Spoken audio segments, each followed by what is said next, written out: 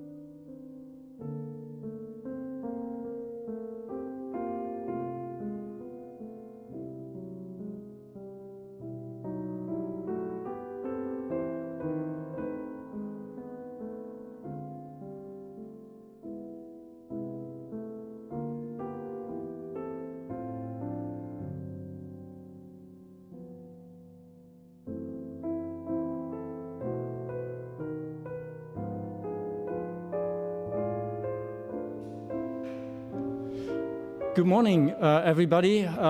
Welcome back to this third day of our conference, Society for Intercultural Philosophy on the Political Dimension of Nature and Intercultural Critique. I just want to say good morning and hello today, and then hand over to Georg Stenger for moderation of this morning's session. Apologies for starting a little late. That's due to lively discussions we had with Pius Mosimo, who gave his talk this morning at 9 due to connectivity problems yesterday. So very warm welcome to everybody, and particularly warm welcome to our speakers this morning.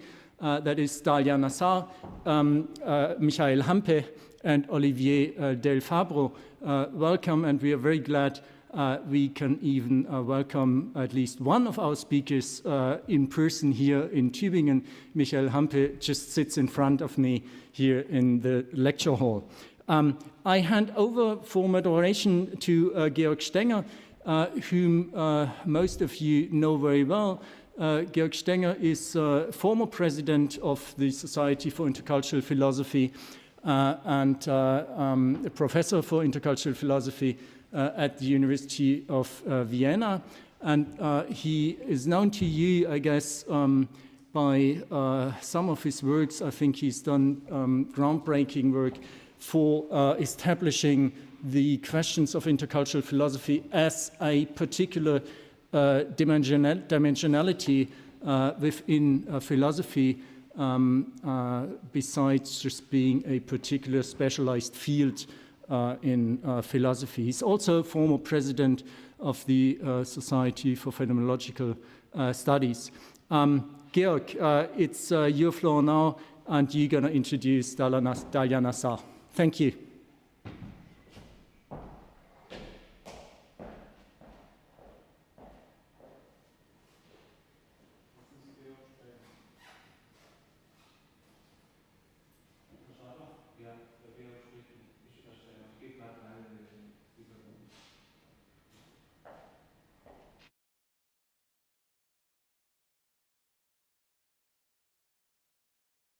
Georg, please turn on your microphone. Sorry. Nobody was hearing me because I... Welcome to all of you. Sorry for that. The technical are always a surprise for me until today, I have to say. So thanks, Niels, for your kindly words. And it's a great pleasure for me to have the possibility to moderate this morning. And the first one is Dalia, Dr. Dalia Nasser. Welcome here in our conference. And I will just start to say a few words of your career. Not that much, but the most important things I would say. Dalia Nasser is a senior lecturer in philosophy at the University of Sydney, a key researcher at the Sydney Environment Institute, and a member of the research initiative Multi-Species Justice. It sounds good, I don't know about, but it sounds really good. She works on the history of 19th century German philosophy with a special focus on the idea of nature and the emergence of the ecological thinking in the first part of the century. She is the author of the publication. She is author of The Romantic Absolute, Being and Knowing in German Romantic Philosophy. Maybe we hear about from you in your talk. And she is editor of The Relevance of Romanticism in Oxford University Press 2014. The first one was at Chicago University in the same year. So we are very happy to have you here in this conference, and we are looking forward to your talk. Yes, the floor is open for you. The title of your talk will be Alexander from Humboldt, the Aesthetic Foundations of Ecology and Why Matters Today. Please, it's your floor. Thank you very much, Georg. And thank you, Niels, and everyone for inviting me here today and for being here today. So I want to begin by acknowledging the Gadigal people of the Eora Nation, on whose lands I am here today, on whose lands the University of Sydney stands. I pay respects to their elders, past and present, and want to emphasize the need to learn with and from their knowledge and deep kinship with country. So Georg mentioned that I had a couple of things from 2014, quite a while ago, but actually today's talk comes from another book that I've just finished and that's going to be coming out next year, titled Romantic Empiricism, Nature, Art, and Ecology from Herder to Humboldt. And this talk will give you a kind of an overview of both the systematic and the historical interests of the book, and in particular, for the reasons why I regard art and aesthetics to be absolutely necessary for our response to the environmental crisis. So let me begin. We know about the environmental crisis, and we have known about it for several decades now. We know that we are on the brink of the sixth mass extinction. We know about the acidification of surface water, the depletion of the ozone layer, the rising sea levels, and the billions of animals that were killed in Australia's 2019-2020 fire seasons. We know. And yet, despite our widespread knowledge of the facts and figures, we continue to do very little. Why? This is the most important question, and answers have been given by psychologists, sociologists, and political scientists. They argue, for instance, that this crisis is simply too hard for us to visualize and imagine, and so instead of facing it, we simply deny it. Or alternately, they claim that we feel immobilized by its magnitude. Of course, sociologists and political scientists have also argued that we have been fooled by the fuel industry or by the politicians whose interests are focused on short-term economic profits.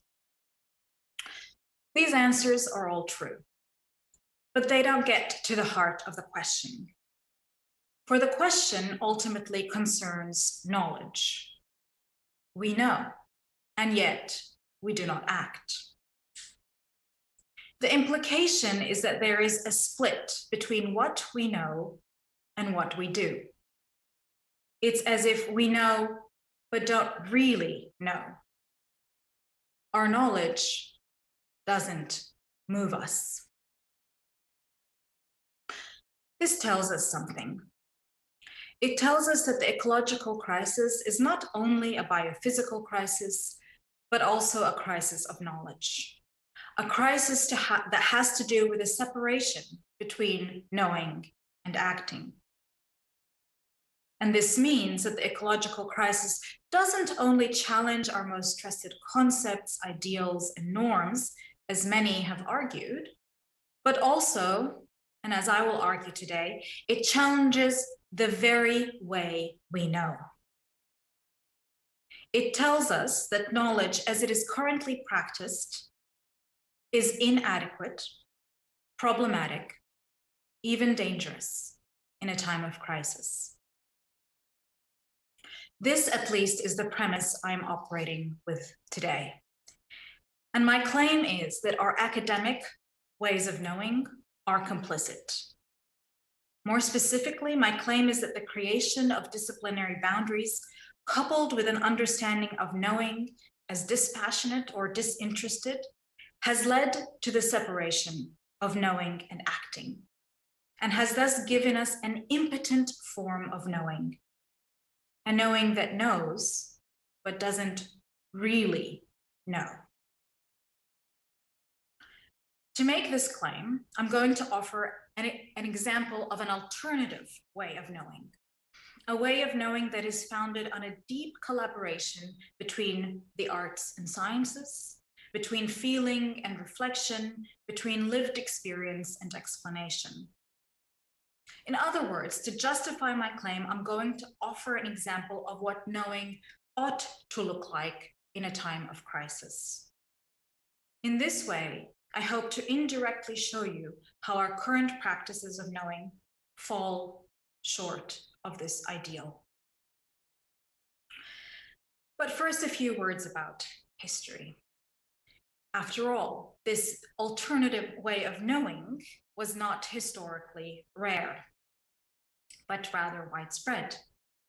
In pre-modern and even modern Europe, the distinction between the arts and sciences was not always or even generally relevant.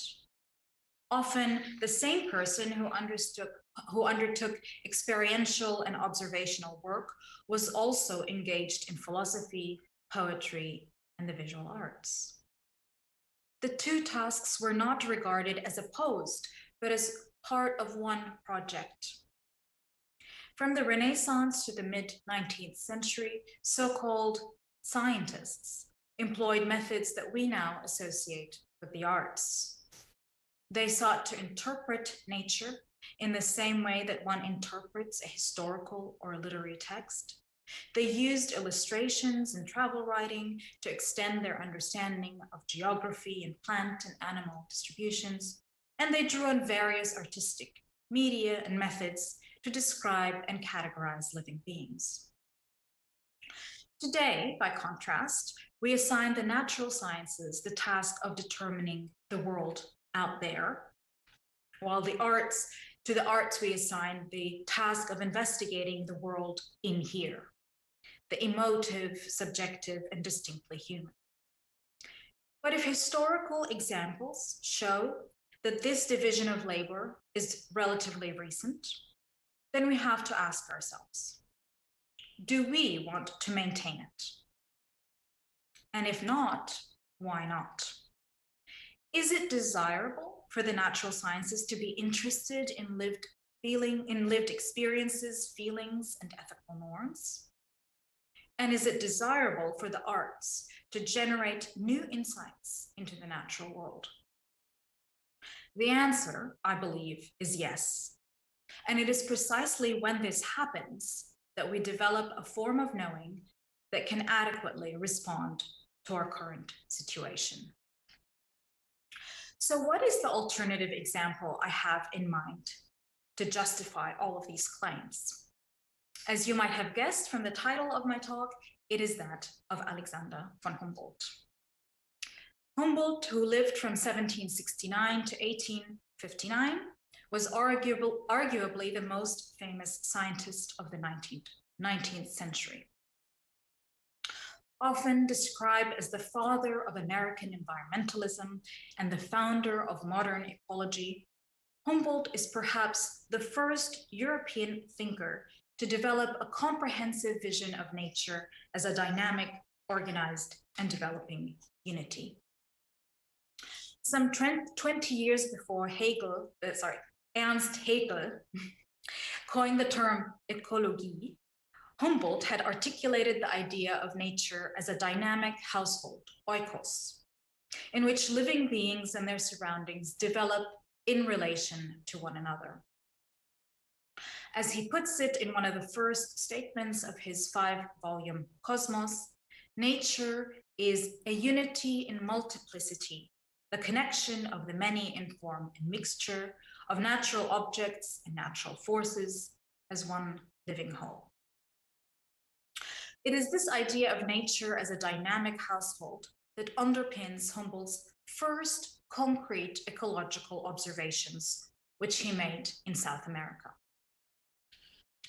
In March 1800, Humboldt arrived at the once lush area of Lake Valencia, or Lake Tacarigua. In contrast to his expectations, he encountered a region suffering from drought. Through conversations with indigenous locals, Creole farmers, and his own investigations, Humboldt came to a surprising conclusion. The felling of trees and the replacement of forests by farms had fundamentally transformed the climate and the soil. What was once a verdant area with regular rain had become a desert. This is how he puts it. When forests are destroyed, as they are everywhere in America by European colonists, the springs dry up or become less abundant. The beds of the rivers, remaining dry during part of the year, become torrents whenever heavy rains fall from the heights. With the disappearance of sword and moss from the sides of the mountains, the waters falling in rain are no longer impeded in their course. And during heavy showers, instead of slowly augmenting the level of the rivers by progressive filtrations, they furrow the sides of the hills, bear down the loosened soil, and form those sudden inundations that devastate the country. And so it results that the destruction of the forests, the want of permanent springs, and the existence of torrents are three phenomena closely connected to one another. In this statement, Humboldt pointed to two crucial but hardly recognized facts: the influence of trees, forests, on the environment, and the influence of humans on the environment. While Humboldt's predecessors had recognized that living beings are affected by their environments, they had not considered how living beings themselves affect their environments. That is, how living beings, including humans, fundamentally transform the climate, soil, plants, and animals of a region. Humboldt's insight was radical for his time. What is surprising is that his insight remains radical today. Although it might appear to us as entirely straightforward, we continue to find it difficult to conceptualize the dynamic relationship between living beings and their environment. As biologist Sonia Sultan puts it in her 2015 book, Organism and Environment, this is Sultan, while conceptualizing the relationship between organisms and their environments is pivotal for both ecological and evolutionary investigations, it remains the case that in both disciplines, this relationship is seen generally as an interaction between separate entities, in the sense that an individual whose traits are internally, that is genetically determined, confronts an externally defined and measurable environment. In other words, some 200 years after Humboldt, we remain bound to a notion of the environment that fails to take account of his ecological insight. For what he saw is that the environment is not a stable backdrop for animal and plant activity, but an ongoing collaboration between living beings and their surroundings. This means that the two, organism and environment, are absolutely interdependent. The one cannot exist without the other. The climate and soil of Lake Valencia cannot exist without the trees, and vice versa. The trees cannot exist without rain, a nutrient-rich soil. To conceive of them as originally separate entities that then somehow come together is to misunderstand them and their relation. The difficulty that Sultan articulates was widely discussed by Humboldt's predecessors and his contemporaries. The 18th century French naturalist Georges-Louis Leclerc Buffon put the matter in the following way. Our intellect proceeds linearly or sequentially. We move from one object to the next to the next. This is, however, not how nature proceeds. Rather, Buffon writes, nature does not take a single step except to go in all directions. In marching forward, she extends to the sides and above. The problem then is epistemological, having to do with an incommensurability between the way we know the world and the way the world is. We see objects as separate and grasp relations along a linear causal nexus. One thing moves and causes another to move. In nature, however, objects are interrelated and relations are manifold and multi-directional. Some 20 years after Buffon, Kant explicated the same difficulty, but from a slightly different angle. In the Kritik der Urteilskraft, Power of Judgment, he argues that the reason we fail to understand living beings has to do with the character of our cognitive faculties. The fact that we proceed from one object to the next means that we can grasp only a certain kind of whole, a whole that is made up of separate, pre-existing parts. A clock is one such whole. The bits and pieces that make up the clock are produced separately. When they are put together, we have the clock. Living beings are not wholes of this sort. Their various parts, the heart, the lungs, the veins, and so on, don't emerge separately from one another. Rather, they emerge in relation to one another and as parts of a living body. Think of the formation of an embryo. This means that the structure of a living being is distinctively different from the structure of other organized beings, such as a clock. The living being is not the outcome of separate parts that are brought together to make a whole. Rather, the parts can only exist in relation to one another within the context of the organism as a whole. This reveals a certain circularity in the structure of living beings. The parts exist only through the whole, and the whole exists only through the parts. And this circularity, Kant concludes, makes it impossible for us to properly grasp them. In short, our cognitive tendencies lead us to apprehend the world as composed of separate objects, whose relations are exclusively linear. And so, whether we are speaking of the relations between the parts of an organism or the relations between organisms and their environments, we separate that which is existentially and biologically inseparable. The question then is, how did Humboldt come to see organisms and their environments as a dynamic collaboration? How did he come to recognize that a particular environment does not pre-exist its inhabitants and that the inhabitants do not pre-exist the environment? In January 1806, Humboldt delivered his first lecture after returning from South America at the Prussian Academy of the Sciences in Berlin. There, he offers insights into his methodology and the knowledge he gained during his travels.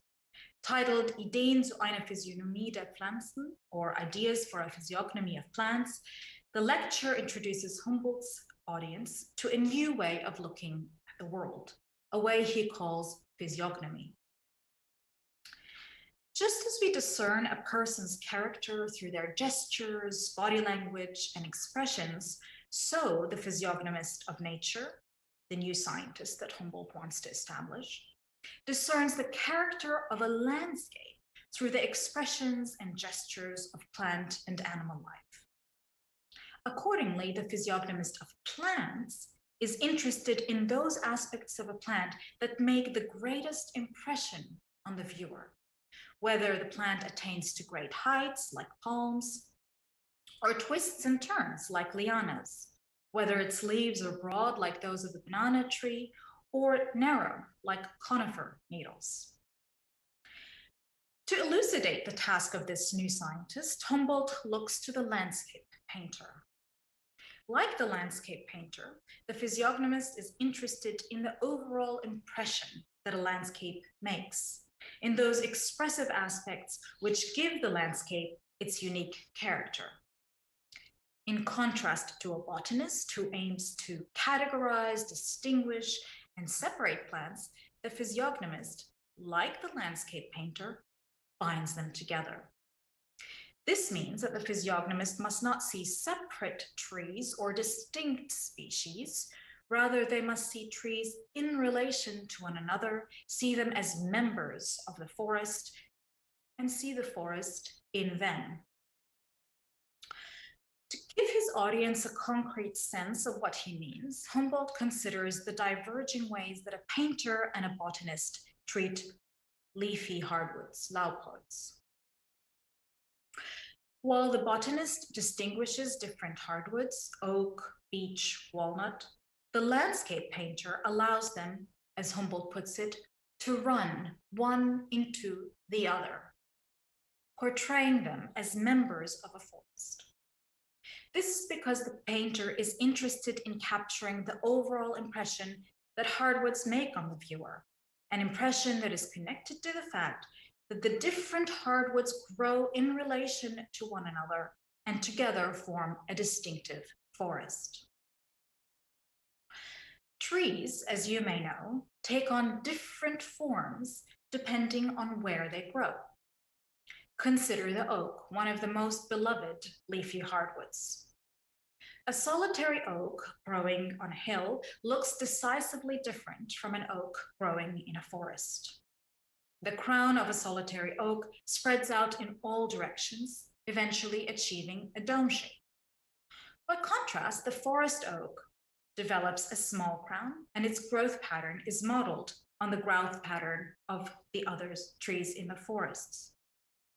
An oak in a hardwood forest is an expression not only of the individual tree or the genus oak, but also of the forest itself. The forest is not outside the individual oak tree, but literally inscribed in its very form. Just as the trees express the forest, so also the forest expresses the trees. The kind of forest it is, whether it is cool and humid or temperate and dry, whether its soil is nutrient-rich or poor, how much carbon it stores and how much rain it receives, depends on its particular trees. The forest environment, in other words, is realized in and maintained through the activities of its trees. The forest is an expression of its trees just as much as the trees are an expression of the forest.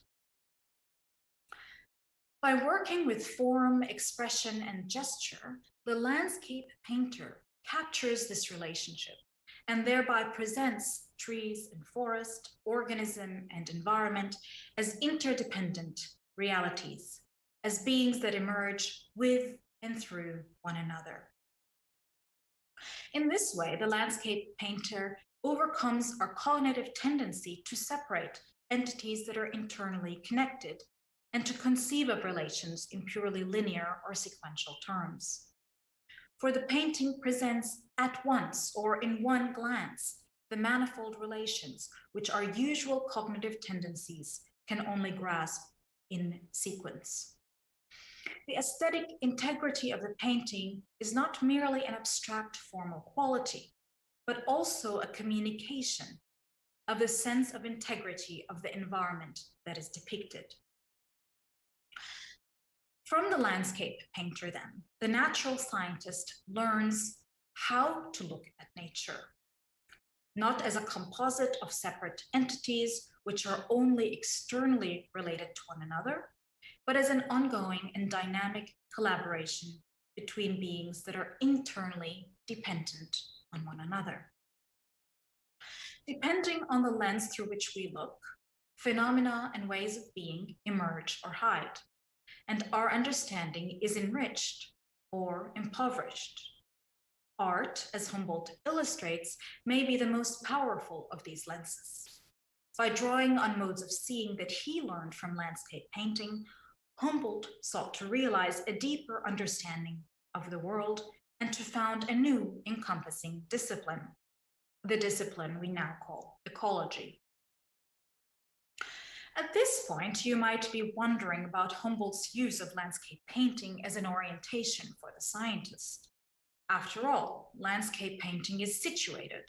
What is depicted depends on where the painter happens to be and when. Furthermore, much of what is conveyed in a landscape painting is difficult to pin down and articulate in objective terms. The feeling of a place, its character and gestures involve the viewer as much as they involve the view. What is captured in the painting appears to lie somewhere between objectivity and subjectivity, for it refers to both the particular place that is depicted and the impressions and feelings that this place evokes. Impressions and feelings that are of this place, that reveal something about this place, but which nonetheless belong to a human subject. When it came to his own writings, Humboldt explicitly rejected the ideal of objectivity in science, which was becoming standard in the mid-19th century. This is because, he argued, science should offer living depictions of nature, not dead ones.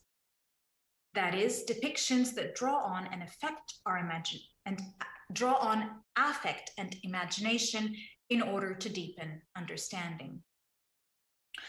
This does not mean turning away from truth. Rather, like landscape painting, Humboldt's writings facilitate an encounter with the world, which, on the one hand, allows natural phenomena to express themselves to an attentive observer, and on the other, engage the observer, thereby revealing to her or him her own involvement. The lecture Humboldt gave in Berlin in 1806 was published 2 years later in a collection of essays titled Ansichten der Natur.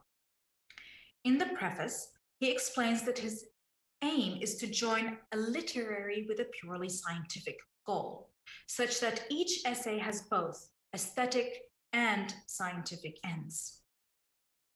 Like landscape paintings, the essays portray an aspect of nature: steppes and deserts, waterfalls and rivers, jungles, and so on.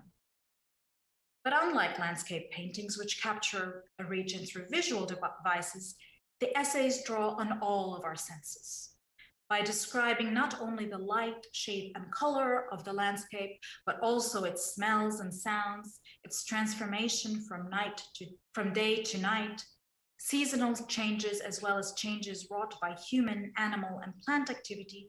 The essays allow the reader to encounter nature as a dynamic process and to imagine herself walking, climbing, or riding through it.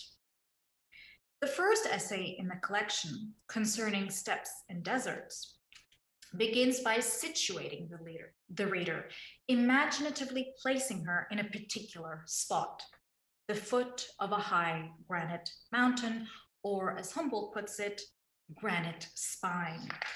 Immediately, the reader is invited not only to picture the mountain, but to stand at its foot.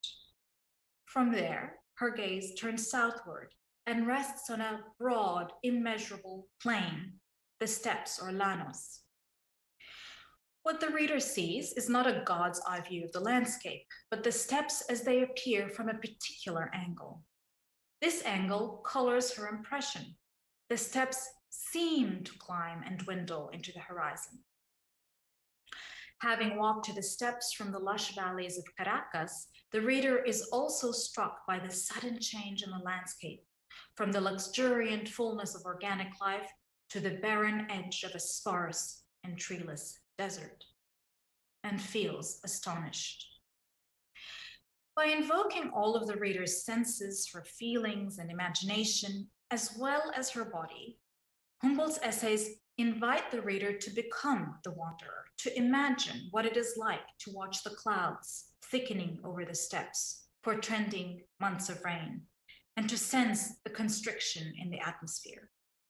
To imagine what it is like to hear the sudden and deafening cries of hundreds of animals in the jungle in the dead of night, or what it is like to stand on the banks of the Orinoco for hours in torrential rain.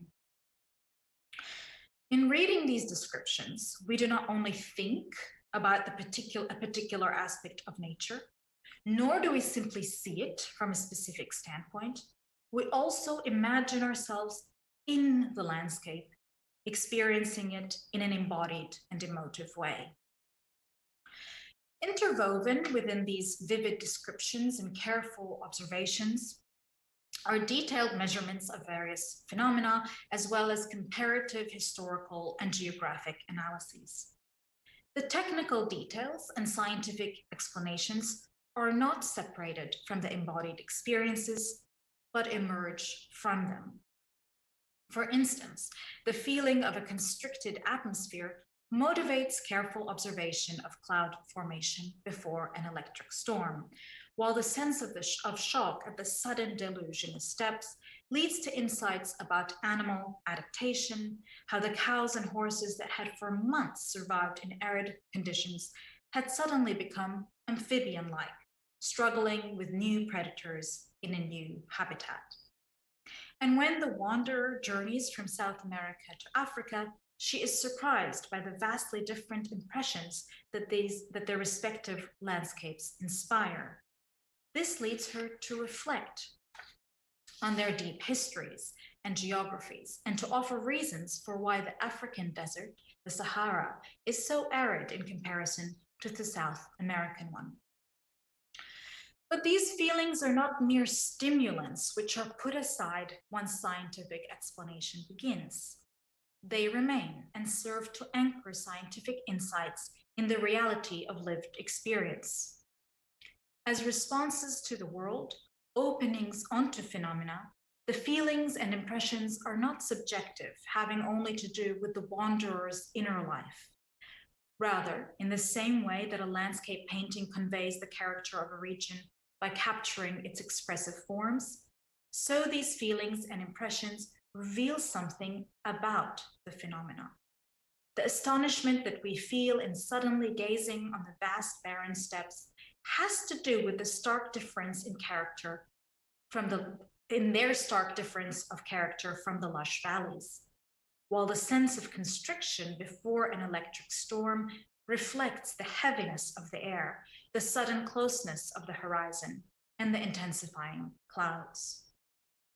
In and through these feelings, the landscape expresses itself to the attentive observer, and thereby ceases to be a mute, indifferent object.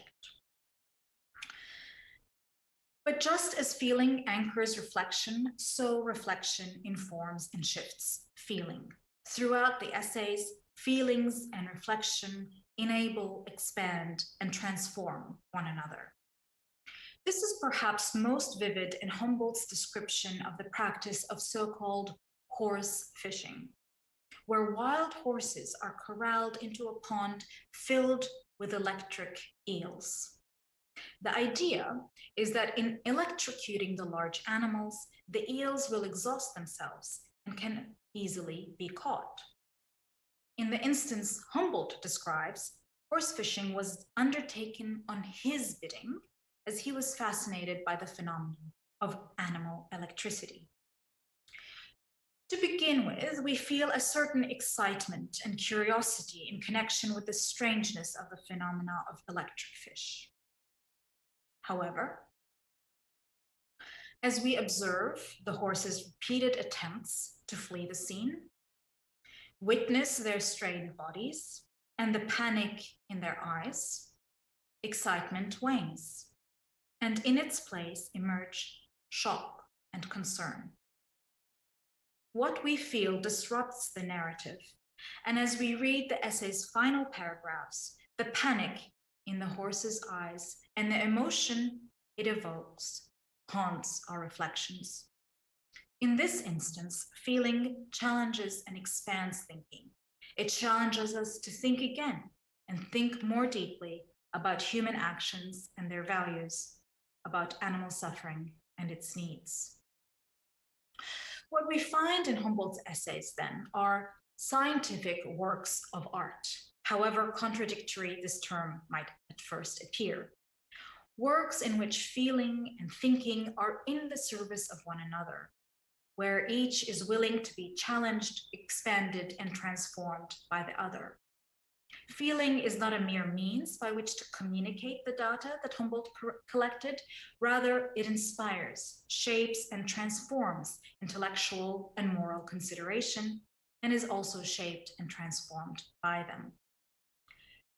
In this way, Humboldt's essays reveal to the reader a different way of being in and understanding the world, a way that is not neutral and detached, but passionately involved in and affected by a dynamic world. And they do this not purely theoretically, by addressing the reader as a sensing, feeling, and thinking being, as a whole self. The essays generate and enact this richer way of being in and knowing the world. Through reading the essays, we encounter ourselves and the world differently. It becomes evident that our experience of the world is mediated by feeling, and that these feelings are both of the world and of us. We realize that who we are is inextricably connected to the world in which we live, the world that touches us and is touched by us. the world no longer appears to be simply or primarily an object to be studied, but a world of which we are part, a world that speaks to us and affects us, that is in us as much as we are in it. We begin to understand that we are not outside nature, but inside it, and the mistake emerges when we imagine otherwise. In the summer of 2019, as fires raged across Australia, Danielle Sellemeyer wrote a series of essays for the Australian Broadcasting Service, in which she describes her experience of the fires that threatened her home in the Southern Highlands of New South Wales and took the life of Katie, one of the 2 pigs she cares for. On New Year's Eve, with her home in peril, Danielle made her way to Sydney, only to be shocked by the celebratory mood in the city. In contrast to her neighbors who had been dealing with an existential threat, city dwellers, while aware of the fires, had only experienced them abstractly, as one news item among many. On New Year's Eve, they were waiting only for a party. What Danielle witnessed on that day was, as she put it, 2 Australias. An Australia for whom fire was a real existential threat, and an Australia for whom the catastrophes remained abstract. Information, news items, but not realities. The environmental crisis is a crisis of knowledge, but also of sense and imagination, or more specifically, of the separation of knowing from sensing, feeling, and acting, and the separation of the natural sciences from the arts. It is a crisis that has to do with a chasm within us. We know, but we don't really know. Where the kind of knowledge we cultivate is disconnected from the reality in which we live. Or better, where our very practices of knowing actively disconnect us from this reality. In a time of crisis, what we need is to retether our knowledge to the world, to sense, affect, and lived experience. Only in this way will we overcome the split that undermines knowledge, making it passive and impotent. What we need is a form of knowing that emerges from and speaks to our whole selves, to our senses, imagination, and understanding. A knowledge that moves us and motivates us because it reveals in a visceral way that what happens out there does have to do with what happens in here. That nature's fate is also our fate. This form of knowledge is what Humboldt sought to achieve and why he rejected objectivity in science, and is also what we must seek to realize. Thank you. Thank you so much, Dalia, for this really widespread talk. You was giving us some landscapes, historically, systematically, and we have the feeling we should have more people like Humboldt until today. So the floor is open for questions, please. I think you will have, I don't know exactly, Niels, can you help me for that? I can't see others, or Michael Stadler. Yes. There are some questions there? I'm sorry, I will move you back now to the plenum room, and then the discussion can start. No, I will do it. I will do it for you. It just takes 1 second. Better for me. It's better for me. Sure, both of you.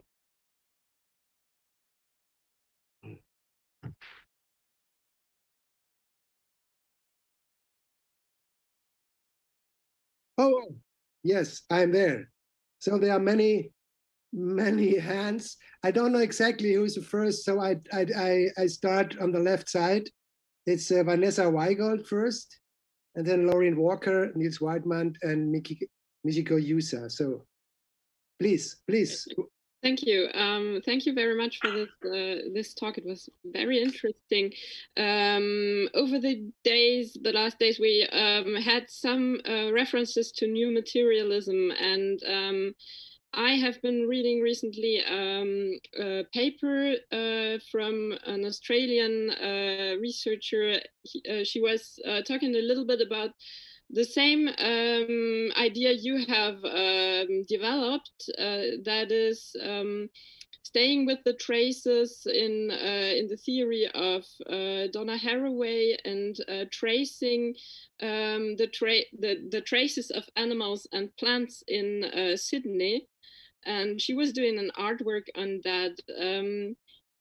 Would you could you maybe say something on this relation of your theory, because I think you would be placed more in German idealism and new materialism. I don't get that together really. Can you say who's the Australian researcher that you were? Her name is Amy Cadder Mackenzie Knowles. I don't know her. I can mail that to you. Yeah, thank you. So I haven't been able to attend a lot of the talks because of the time difference. I was only here for the morning ones because that's nighttime for us. And then it becomes the middle of the night for us.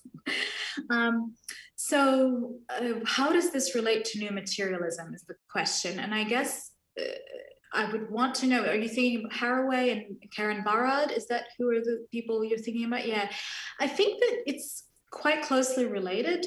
What I don't find in their work is that much just a discussion of art and aesthetics and the role of those in actually transforming us and helping us to overcome so many problems with our usual ways of knowing. And so for me, I think this is very much in dialogue with the claims that they're making, in particular, the importance of, well, with Haraway in particular, with the importance of bringing in ethical concerns to science and sort of bringing in, overcoming the separation of moral value and epistemic value. But they don't really talk about the role that art has to play. And I think that historically, at least, art has played a huge part in helping us to overcome so many cognitive difficulties. And it hasn't been regarded as at all necessary among environmental theorists, except for a very small minority who talk about aesthetic experiences of nature. But my interest is less in aesthetic experiences of nature, but in the way in which art forms, specific art forms, whether it's writing or painting, can actually help us to overcome the distant, dispassionate way we have cultivated as Western European thinkers. So I think that's the main difference. Thanks so much. The next one is Lauren Walker, please. And keep your question quite short because we have a few of questions. Okay, I will try. Thank you. Thank you very much for your talk. It was very inspiring.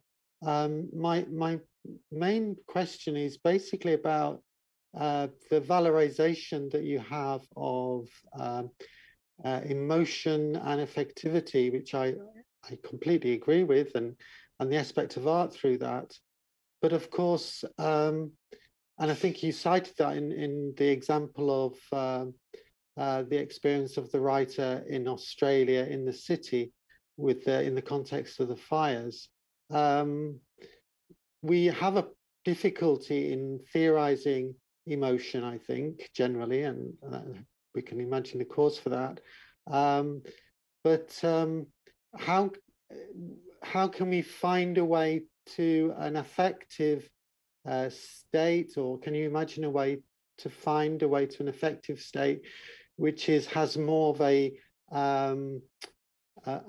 validity, less of a subjectivity? So sorry for phrasing that pretty badly, but yes, how do we get out of the problem of having bad emotions effectively? Yeah, thank you. So I guess the kinds of feelings I was drawing out that Humboldt is describing, I would call quasi-objective, and here I'm thinking of Gernot Böhmer. who describes atmospheres as quasi-objective. And they're quasi-objective in that they are inspired by the landscape. They're not just sort of me thinking, you know, by myself in a room, totally separate from my context, but rather that the landscape inspires in me specific feelings. And anybody else who is with me would have the same kinds of feelings, but they're still human feelings. And so they're human, specifically human responses to the landscape.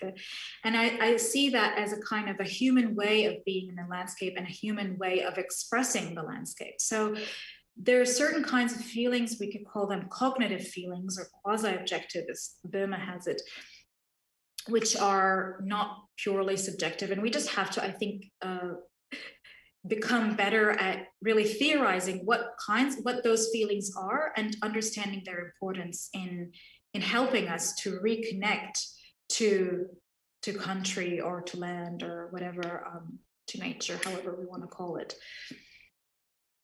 Okay, I think it's okay so far. Niels Weidmann, the next, please. Actually, it's two of us who have a question here in the lecture hall.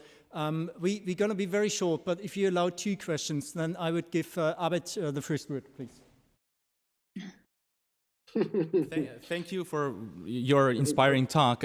So my question is about the subjectivity of this gaze, this observer. I mean, in what actually you described as Humboldt's experience and confrontation, I would say, or perception of nature. It reminded me of Caspar David Friedrich's painting Wanderer, yeah, and this romantic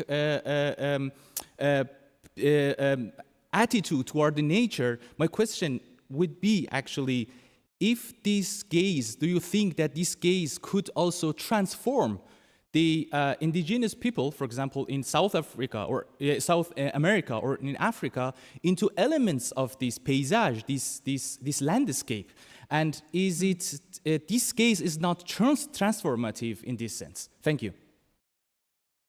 So are you asking about Humboldt's particular gaze and the way in which it can tend to see human beings as just part of a landscape? Is that the question? I would say that if I want to contextualize such a gaze, I would say that I see parallel attitudes toward nature. For example, Caspar David Friedrich, Delacroix in France, for example, this romantic, attitude toward nature. There is a gaze, there is a subjectivity, and my question is, if this subjectivity has not a transformative a gaze, in the sense that people, there's, for example, you have talked about nature, trees, rivers, animals or so. My question is that if this gaze, how this gaze would deal with native indigenous people in this respect. They will become a part of this nature, and in this respect, is Humboldt's gaze constitutive to consider them as primitive, wild, or so, or not? Well, I would be interested to know your answer. Thank you. Yeah, thanks. So that's a great question. First, I think the most important thing is I want to say it's quasi-objective, or it's somewhere between subjective and objective, precisely because what happens in this aesthetic comportment is allowing the landscape, the land, the country to speak to you such that it's no longer passive, right? So the way that you are in the landscape is allows for you to become a listener or a hearer rather than merely a subject who is being in the landscape. And Humboldt actually emphasizes that the most important aspect of being human is to be a listener. So I think that's something, so it's not this kind of like subject who is gazing and has a sort of a European paysage and then comes and forces it upon an alien context, but rather the other way around, that it's this allowing the landscape to become an active, dynamic, speaking reality. And in that context, well, what do indigenous people, what's their role? Well, Humboldt's actually very interesting in this regard, because he wrote a book about all the amazing things that indigenous South Americans made, right? So, and he recognizes them as cultural subjects, as beings who have a culture rather than who do not have a culture. And so he sees them as being, you know, voices, as having stories to tell, and he recognizes that their artworks, he says something like, you know, are as incredible as anything you'd find in Europe, right? So there is definitely no kind of seeing them as sort of natives in a way of like some kind of passive, seeing them as some kind of passive entities that are just part of nature, in particular because he has a very dynamic conception of nature where he sees that everything is constantly transforming. There's no one sort of finished nature, and these beings, these human beings are part of some nature, but rather whatever is happening at the moment is going to involve them as much as it involves the colonizer. Of course, they have a far lesser role to play because of their powerlessness in front of the colonizer, but nonetheless, I don't think he ever sees them, or that this gaze is a colonizing gaze in any way. There is nonetheless a book on this, something like The Colonizing Gaze, and it has a chapter. It's from 1990, so it's quite old, where the author focuses on Humboldt and claims that he has a colonizing gaze. And I don't know, there's been hundreds of articles proving that this is a total misreading of Humboldt. So I think that this particular author was writing without very much knowledge of Humboldt and really focusing on only one or two of his works and overlooking his larger corpus and his overall aims. Thank you, thank you. Niels, please, short question, please. And we have three others so we have to look for the time, really. We have to look for the time. Yes, you're totally right, and particularly because we need at least a 2 minutes break in order to switch technique here. Let me be very brief. Dalia, thanks a lot. Very interesting. And we all admire Alexander von Humboldt.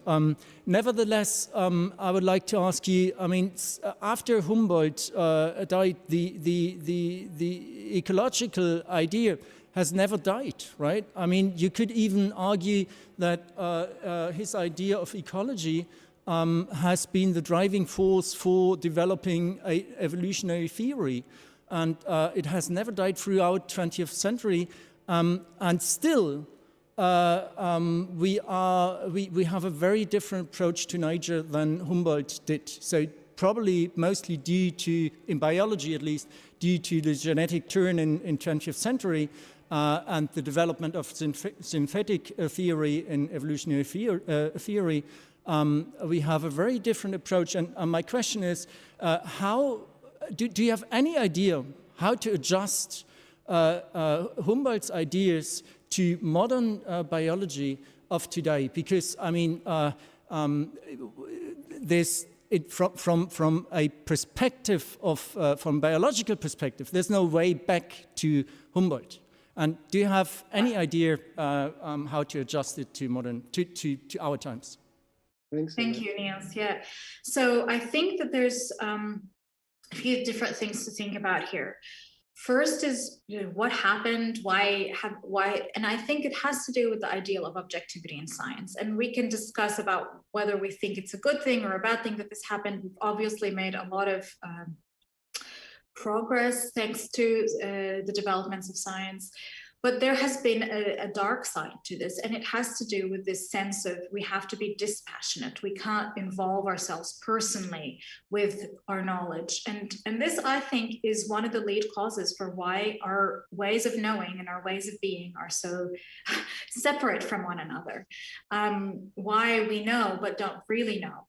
And I don't think science is the only one to blame here. I think humanities, as they are practiced in the academy, are just as problematic because we are always dispassionate, right? So it's not about only blaming science, it's blaming academic ways of knowing as such. And part of that has to do with the separation of the disciplines. And so the question is, how do we bring them back together? Well, I think one way of bringing them back together is to actually try really hard to say, what can the arts genuinely give to the sciences and vice versa? And can we listen to one another in such a way that the one does not sort of become like science just gives information to the arts and then the arts are simply communicating the information of the science, but rather can the arts and the ways in which we know in the humanities and the ways in which artists present their work, can this emotive, imaginative response actually influence the way in which science is done? Now, not all science has to become like this, but some part of science can become like this. And I think when it comes to dealing with the environmental crisis, we have to proceed in this way because, you know, scientists have been telling us this stuff for 30 plus years and nobody cares. And so we need to find a way by which to really bring, you know, transform the ways in which we receive knowledge and the ways in which we practice knowledge. So I guess I'm saying that this means actually transforming academic disciplines and academic practices more generally. And so all of us are complicit and all of us have to to write in a different way, to write in a way that is more passionate or passionately involved, and to allow ourselves to speak as individuals and not simply as neutral observers. Thanks so much. The next one, please, Saida Olvera, please. Yes, thank you. Thank you very much, Dalia and Nasser, for your talk. I really enjoy it. I would like to ask you about landscape. I'm doing research on this topic since well, not that much, at least a year ago, and I've discovered a lot of interesting links between science and landscape since the beginning of this genre in Western aesthetic traditions. And what you were saying about this gaze on the whole, the totality of the image, and the way you linked it to Buffon and to Kant reminds me of a discussion on the history of this genre in Belgium in reference to Bruegel. So Bruegel is not considered as the first landscape painter, but as an antecedent, so to say. And one of the reasons why he is considered like as an antecedent or as a minor landscape painting has to do with the fact that he pays much attention to details. Mm-hmm. So he's not doing like this totality, this gaze, this theoretical view on nature, but he's also paying attention on the way characters, natural and humans, interrelate. So I was wondering if Humboldt, I suppose Humboldt wasn't thinking about Bruegel, he was maybe thinking about this newest landscape tradition in Germany. But it reminds me that there's also a history of change in the gaze in the way West started to represent nature. So at the beginning, nature was something more complex, so to say, and humans were part of it. And then this history of landscape painting start to the painters start to get rid of details and humans from the depiction of nature. So maybe there's also the need to ask to art as well, not only to science but to art as well, to get back to a more complex view of what we are depicting. Right? It's not just a trouble in science, but also in art. So maybe it's worth also asking art, what are we doing there? Because we are maybe reproducing this theoretical view on the objects we want to depict, and in relation to the feelings we're supposed to have on this object, nature as an object we can totally see, as if we were like God or something. So well, this is like a general comment. Short question, please. Very short. Yeah, very short. Where it has to do with just what I said. Art can help us to overcome dispassionate way of approaching objects, but couldn't science also help art to develop new gazes of seeing objects? Yeah, thank you so much. That's really great. I think you're right on all counts. So I think art is also complicit. Like I said, that we in the humanities are complicit. And so it's also the case that art is complicit. Certain forms of art have led us to think of nature in a certain way, and separating the human being, taking the human being out of the picture, and so on. I think these are all good points. And I think that it's like you say in your question, can science help art to transform its own gaze? I think that's absolutely worth considering as well. If you're interested in this, like Humboldt's volume 2 of Cosmos is all about the history of art. And he takes up landscape painting, and he actually is not that positive about landscape painting. And ultimately he thinks that literature is a more adequate form of portraying nature because it involves the subject more clearly. So he was also critical of landscape painting, which for the same reasons that you're critical of landscape painting. But he also, his interest is like yours in seeing how science and art have co-developed. And so that might be of interest to you. And that's why, I think the most interesting thing about Humboldt is not so much what he says about landscape painting, but how he himself tries to create these scientific works of art, which are literary in form, but defy any clear genre. And we don't really know how to categorize them. They're not travel narratives, they're not science, we don't know what they are, but that's probably what we need, more of that kind of thing. Thank you so much. Because of time, I suggest maybe we have 2 questions. We can collect that. But first, maybe Michiga Yusa, I greet you very, very warmly again. Please. Thank you so much. Hello, nice to see you. Yes, me too. I'm in the north of Seattle right now, and it's moving on to 2 in the morning. But I stayed up for this particular topic because I'm so interested in Alexander as opposed to Wilhelm. Yeah. Because in Japan, most of the time, if you hear Humboldt, yes, they think of linguistics. So do you know what I mean? And I have been reading Goethe's conversation with, all these people like, and he is very happy when Alexander comes to visit Goethe.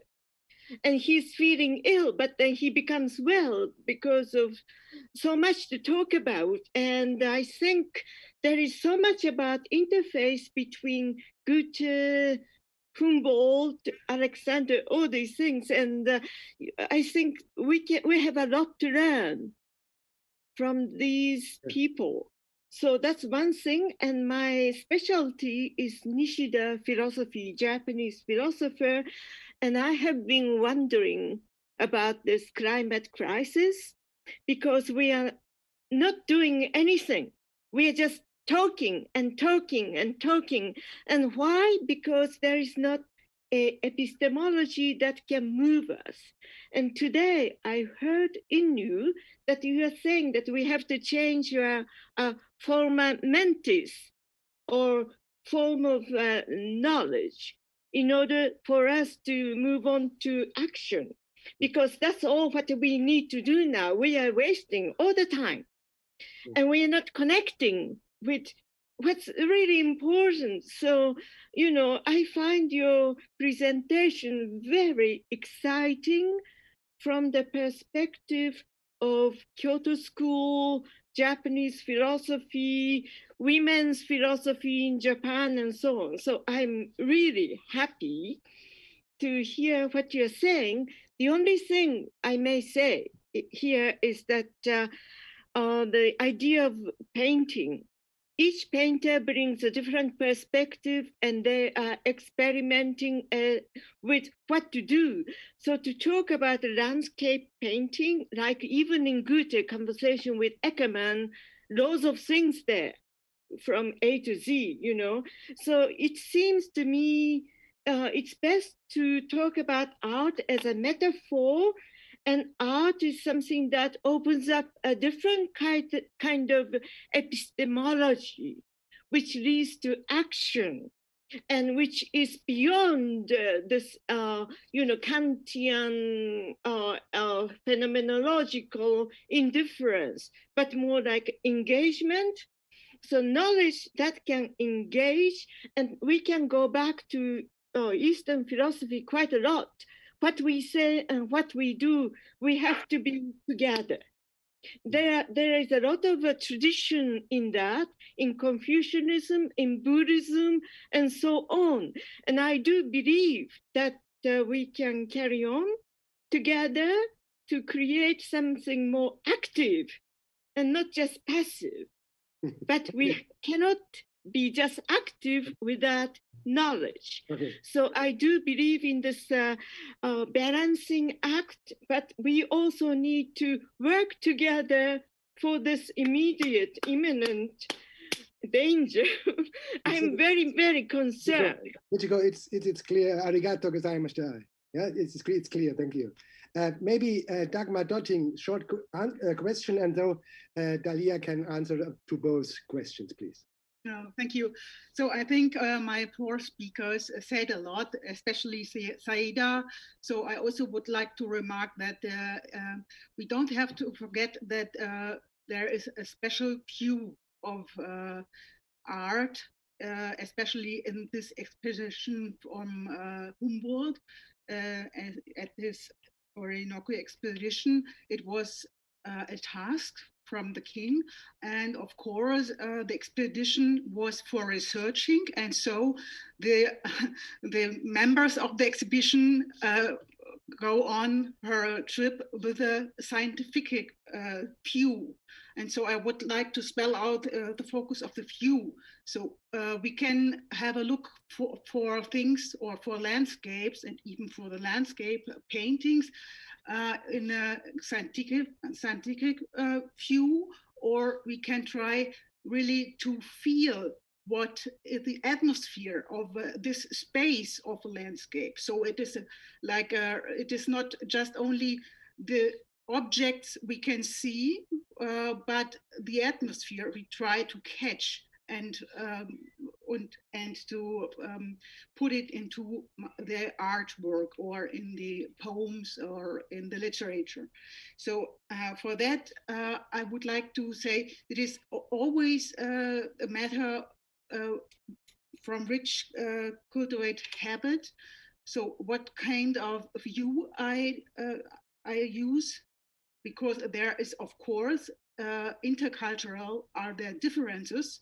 So a romantic view from a painter from Europe is completely different than a painter from China or Japan during this period. And so I would like to try to focus that it's really different. We cannot say art is it's a solution for everything, for the dissemination of sciences, but we always don't have to forget from which point of view we have to look there. It's clear. Thank you. Dalia, can you answer? Would you answer shortly? So the first question by Michiko, you spoke about Goethe and Humboldt, and maybe that's a good place to sort of think about things, because like Michiko was saying, Goethe and Humboldt were very mutually excited by one another and inspiring of one another. And when Humboldt was in South America, he wrote a letter to Carolina von Wolzogen where he said, everything that I'm seeing in South America is something that reminds me of my Jena time and of the organs of perception that I developed through Goethe. So there's a deep connection there, and there are differences, of course, but there's a deep connection, and this is something that my book talks about. It's not just Humboldt, but Herder, Goethe, and Humboldt, and their connection to one another. As to the question about aesthetics in art and the role of aesthetic, where we're coming from, different cultures, I guess there's something very specifically European about this, but it's also, the environmental crisis is also a specifically European problem, right? And I feel like other cultures, like Indigenous Australians, did not have all the fire problems that we are having today, because they understood the land country in a very different way and had a different relationship to it. And so to me, having to deal with this European problem, we have to diagnose the causes of it, and it has to do with a particular way of thinking and a particular, I guess, epistemic framework. And if you look back, this epistemic framework was not always there. It's very much a recent phenomenon. And if we see that there were some of the crucial thinkers who developed what we would today call ecological consciousness had a very different understanding of nature, of the human place in nature, then we would see that there are also within European thought resources for overcoming the problems that we have. And that's what interests me in particular in Humboldt, is that he found ways to work with his own European tradition to overcome the problems of European culture. But yesterday there was a really interesting talk by the philosopher from Amsterdam on indigenous and other forms of knowledge. And Niels asked the question, how do we, I think it was Niels, how can we enter into dialogue? And her response was, we have to see how we are actually like them, right? That like we have to see that we also listen to nature, that nature speaks to us. And I think this is a way of seeing that actually there are resources within European culture to really think like an indigenous person. It's not that foreign. And we can only 150 years ago, Humboldt was talking about nature's voices and nature's faces and so on. And so I think we can think in those terms, and aesthetic ways of thinking, of seeing the world, can help us to overcome this specifically European problem. I don't think other cultures have the same problems. Thank you so much for talk and for discussions. Very interesting, I think so. So we have to shift to the other room. Niels is helping me. Yes, thank you so much, Dalia. Yeah. Thanks, everyone. Thanks. So Niels, you are, because we have to go to another room. Hampe. Yeah. Yes. Let's have 1 minute break, please, and then we'll be back with the next lecture by Michael Hampe. Okay. 1 minute. Yeah. Okay.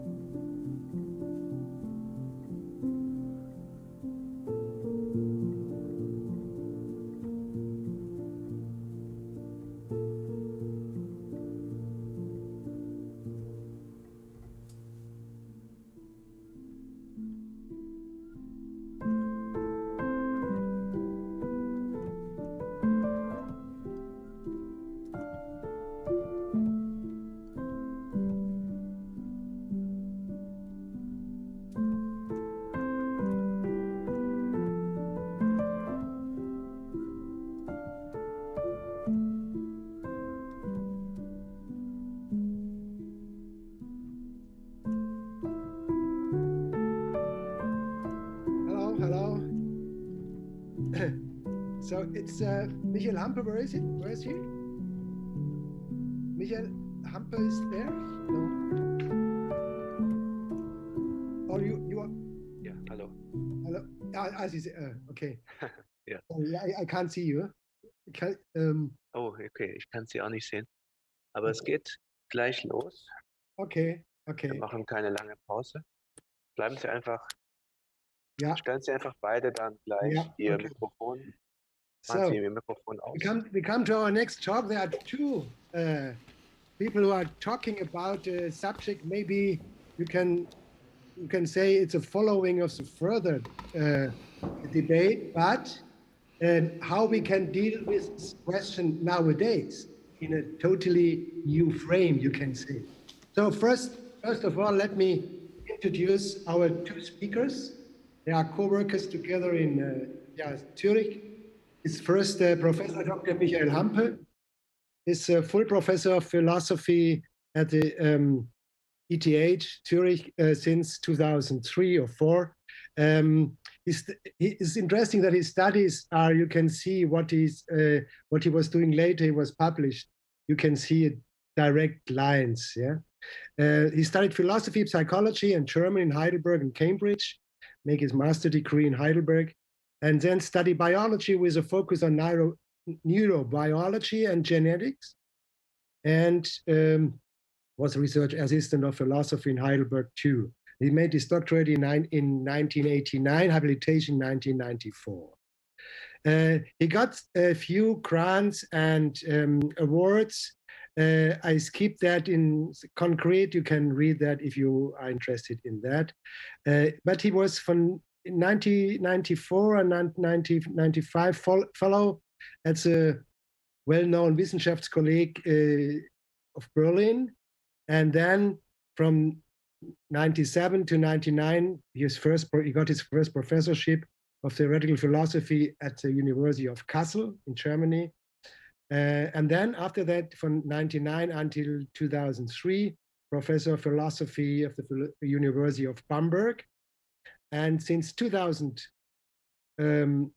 since this time, he's full professor in Zurich.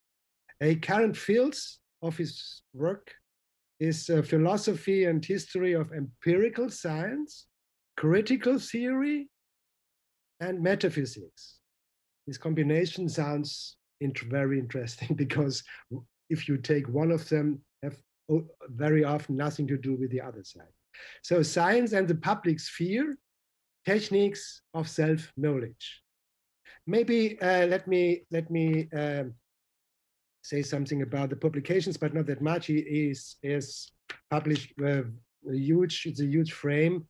So maybe you can see this first one is in German. I can quote in German. First one is about the rules, Regel, coercion, Zwang, and reason, the theoretical and practical philosophy, the reception of organisms, and first is master degree, anti-Cartesianism anthropology. So it was just by Spinoza and Whitehead. So you see the lines of that. And then the books, maybe the most important were, the most of them, you will know them. So this Vollkommene Leben, 4 meditations about the lack. Yes, it's maybe well known, it's translated in several languages. 2011, Tunguska, or the End of Nature, is quite important too. And 2014, Die Lehren der Philosophie, eine Kritik. And the last one, so it's maybe, you know that it's the third enlightenment, die dritte Aufklärung. It's a very interesting view, I think, because it's going back to Hilary Putnam on the one hand, but with other answers and consequences for nowadays. And the newest one I don't know, but I'm interested in, Die Wildnis, die Seele, das Nichts, über das wirkliche Leben. Is that what we have to know since a long time. So this is Michael Hampe. I will greet you very warmly and I will give some insights of his, his worker, his postdoctoral position, Dr. Olivier del Fabbro.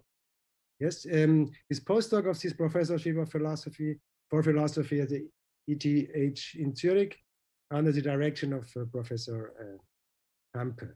He studied philosophy, Italian and media studies in Freiburg and Basel. 2014, he completed his master's thesis on the model of the psychic apparatus in Freud and Derrida. From 2015 to 19, he completed his doctorate in the philosophy of individuation from Gilbert-Simondon. The project was supported by the National Research Fund Luxembourg. And his research area, it's just very interesting for the, you can say, international, maybe intercultural context, is a French history and philosophy of science, philosophy of technology, with references to French philosophers, Comte, Bachelard, Canguilhem, Simondon, and Bruno Latour, of course, as well. And on the other side, American pragmatism, Pierce, Dewey, Whitehead. And the special areas, philosophy and history of complex system, artificial intelligence, and cybernetics. He currently is working on 2 projects. If you allow, we can talk maybe in the question or whatever. It's very interesting. It depends on this research area I was pointed out. So, yes, the floor is yours, and you have idea, I think so, how you will deal with that. Yes, you can surprise us, it's you. Thank you so much for coming, and we will be excited about your talk. Please. Yeah, thank you very much for the kind introduction. Some 25 years ago or so, I was told the most boring thing you can do if you give a talk is to start with the pre-Socratics and end up in the present day, but that's exactly what Olivier del Fabbro and me will do. We start with thoughts about Anaximander and go via Hobbes to Latour. And what we have to say is relating both to what we just heard by Dalia Nasser and also to what Professor Ogunde said at the very beginning of this conference, where Latour and network thinking was already the topic. I myself will start with the idea that fundamental presuppositions of our thoughts in ontology and in cosmology and in philosophy of nature, fundamental presuppositions which we cannot justify, but which we just have to give, depend on our form of life. And that is itself a meta-philosophical observation, not of myself, but one that you can find in such different thinkers like Marx, Wittgenstein, or Feyerabend.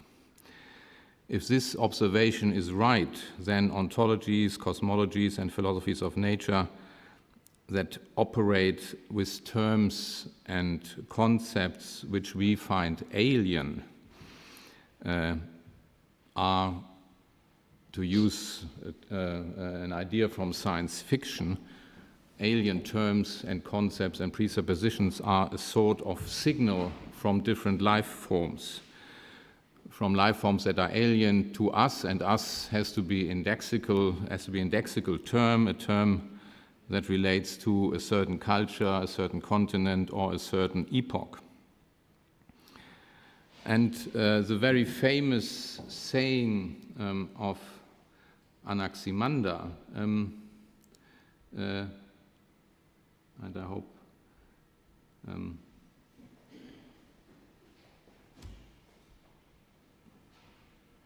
you see his picture now. No. Yeah, I can see. But that's not the presentation mode, is it? So this is it. Okay. The famous saying by Anaximander is, to my view, such a signal from a different form of life, from a form of life that is gone now in Europe, and that might have been present in other continents.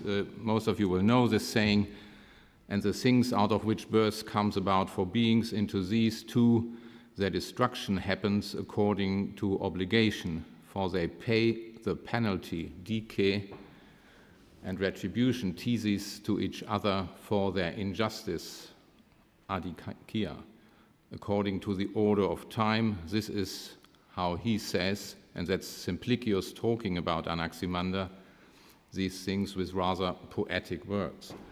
So everything that comes into being lives on other creatures. We know that from animal life that most animal life has to kill plants or other animals in order to stay alive, and that you go down again, die, because you have to pay for this injustice, that you have to live on other beings.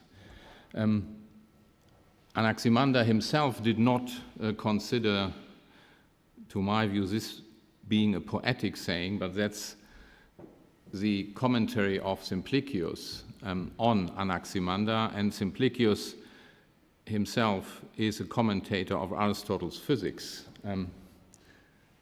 520 or so, he probably wrote this idea on Anaximander.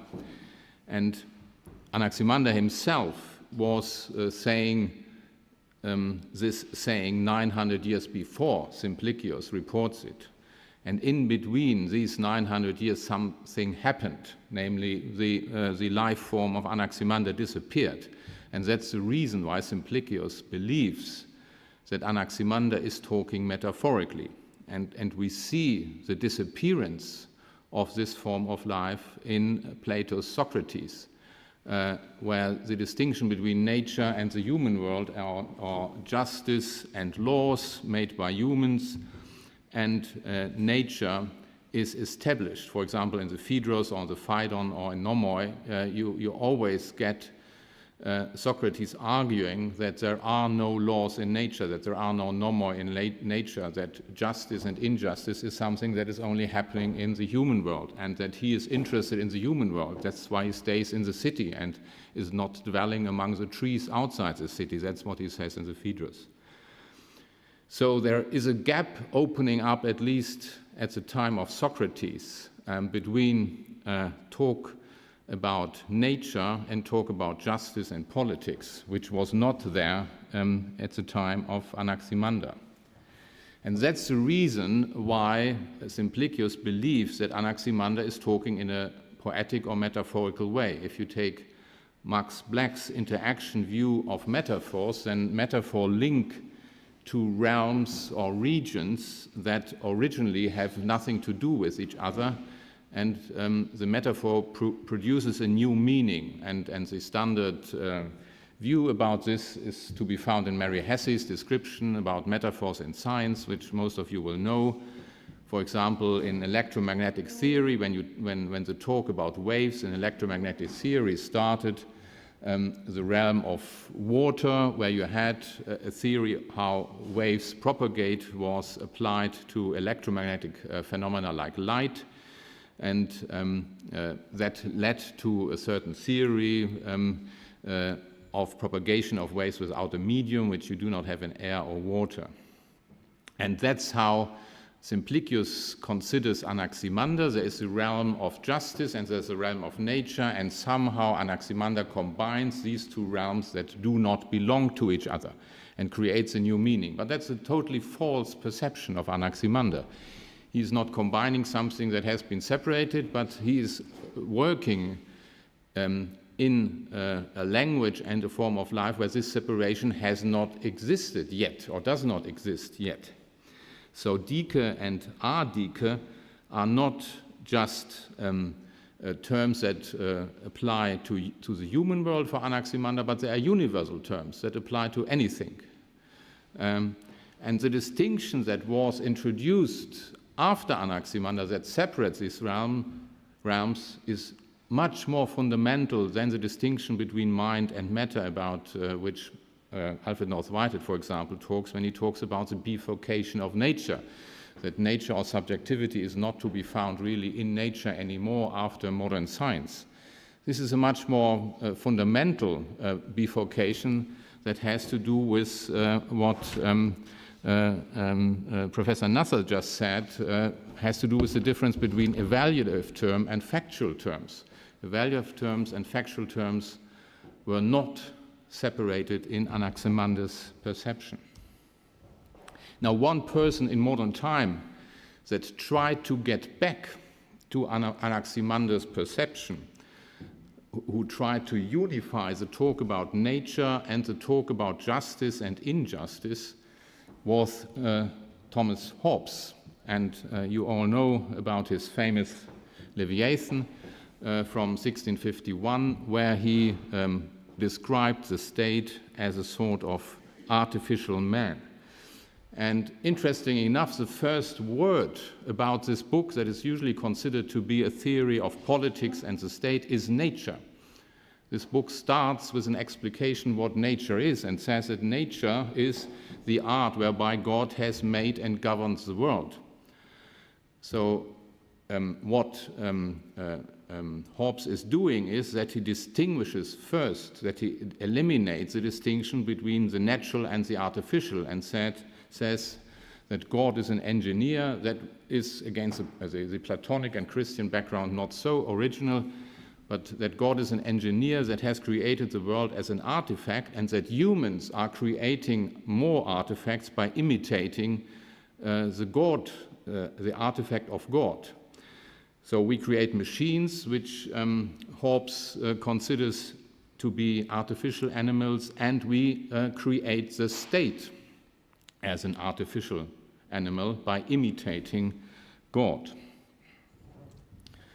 And by dissolving the distinction between talk about nature and technology or artifacts, he is also dissolving the distinction between normative terms that are used in the human realm and factual descriptions that are used in order to describe the non-human realm.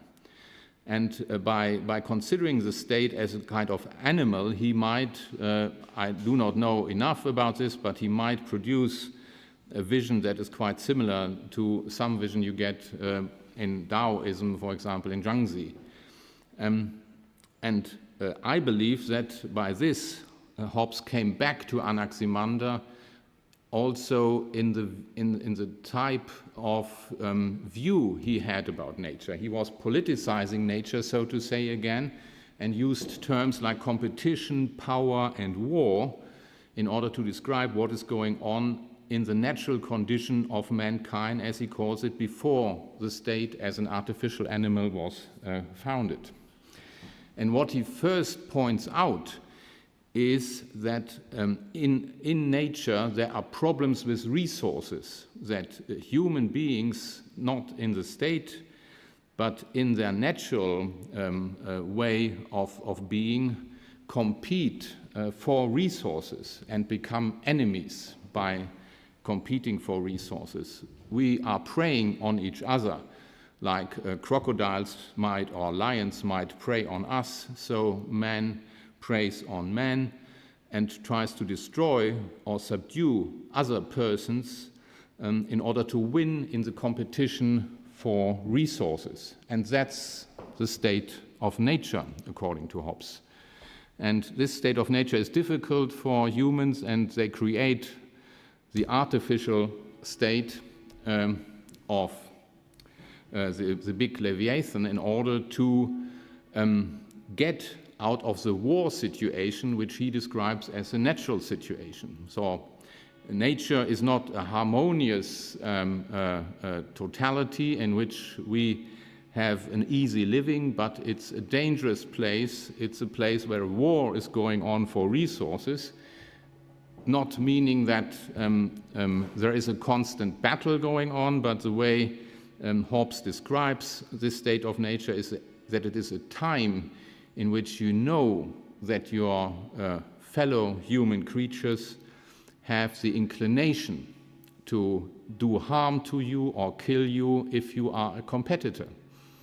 and that peace is the state where you know that your neighbors will not do harm to you and will not kill you.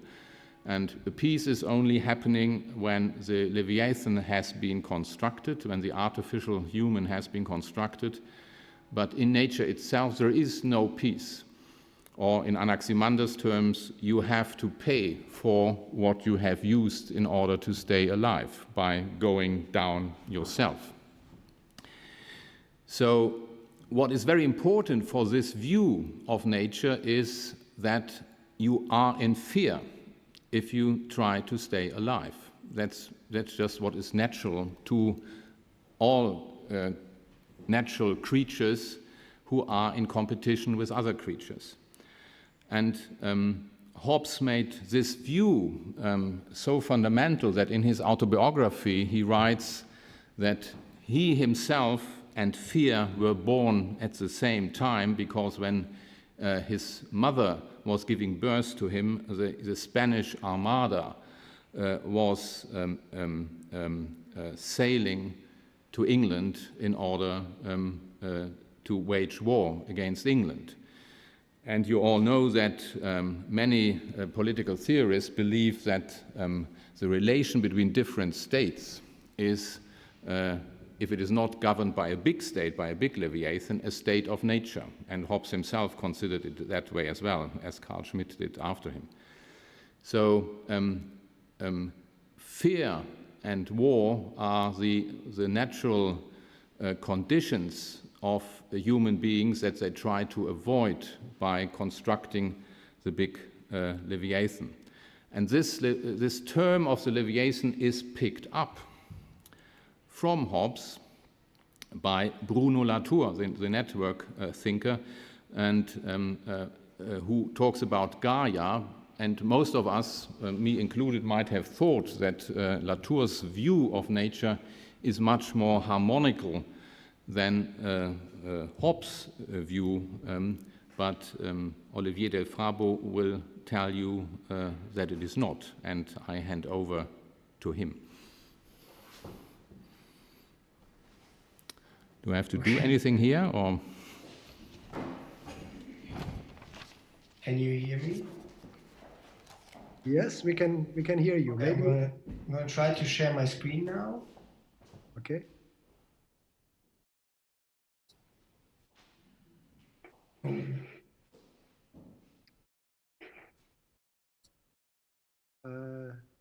Now we are double one. No. Is it working? No, Niels or Michael, you can support. Now it's here. Thank you. The screen is there. Okay, you can hear me and see my PowerPoint presentation. Yes, very good, both. Okay. Please start. Okay, so as Michael Hampe already said, I will continue with the second part on focusing mainly on Latour. And I'm just gonna highlight one thing that I think is important, that could be called as Latour's Hobbesianism. And I take a quote from Graham Harman, who wrote a book on the political philosophy of Bruno Latour. And in the first pages of this book, he recalls an encounter that he had with Latour in Brazil. And I'm just going to read the quote to you. In July 2012, during a chance encounter with Latour on a sidewalk in Copacabana, we, so Graham and Latour, briefly discussed my plans for the present book. I asked about his earliest enthusiasm in political philosophy, and without hesitation, he answered, Hobbes. And now comes the important part. In retrospect, it was a question that hardly needed to be asked. And I think that Harman is right here to say that it's a question that hardly needed to be asked if you look at the whole works of Latour that he produced. Now, I'm not going to be able to reconstruct everything or all the points that Latour makes in regard to Hobbes. So I'm going to focus on two phases of Latour's work. The first one is the early 1980s, where especially the actor network theory was developed, and I'm going to focus on the later works especially the book Facing Gaia. So I'm not gonna talk about We Have Never Been Modern, for example, where Hobbes also plays an important role for Latour. So maybe just as a quick introduction for those of you who do not know the actor and network theory well, and those of you who know it but can't really recall what it is about, and those of you who know very well can express some criticisms later in the discussion. So what's the actor network theory about? Network theory about? It's I'm going to quote from a book that is called Irreductions. Irréduction in French, that was published together with the pasteurization of France at the beginning of the 1980s. The translation comes from later.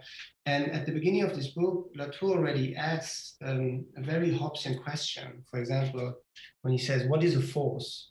Who is it? And then he goes on asking other questions, and he answers with it, well, in place of force, we may talk of actants. He enumerates other words here like weakness or entelechies, but I want to focus on the word actors. He then goes on to say that no actant is so weak that it cannot enlist another. Then the two join together and become one for a third actant, which they can therefore move more easily. An eddy, un tourbillon in French, is formed and it grows by becoming many others. So what's happening here, an actant can gain strength only by associating with others. Thus, it speaks in their names.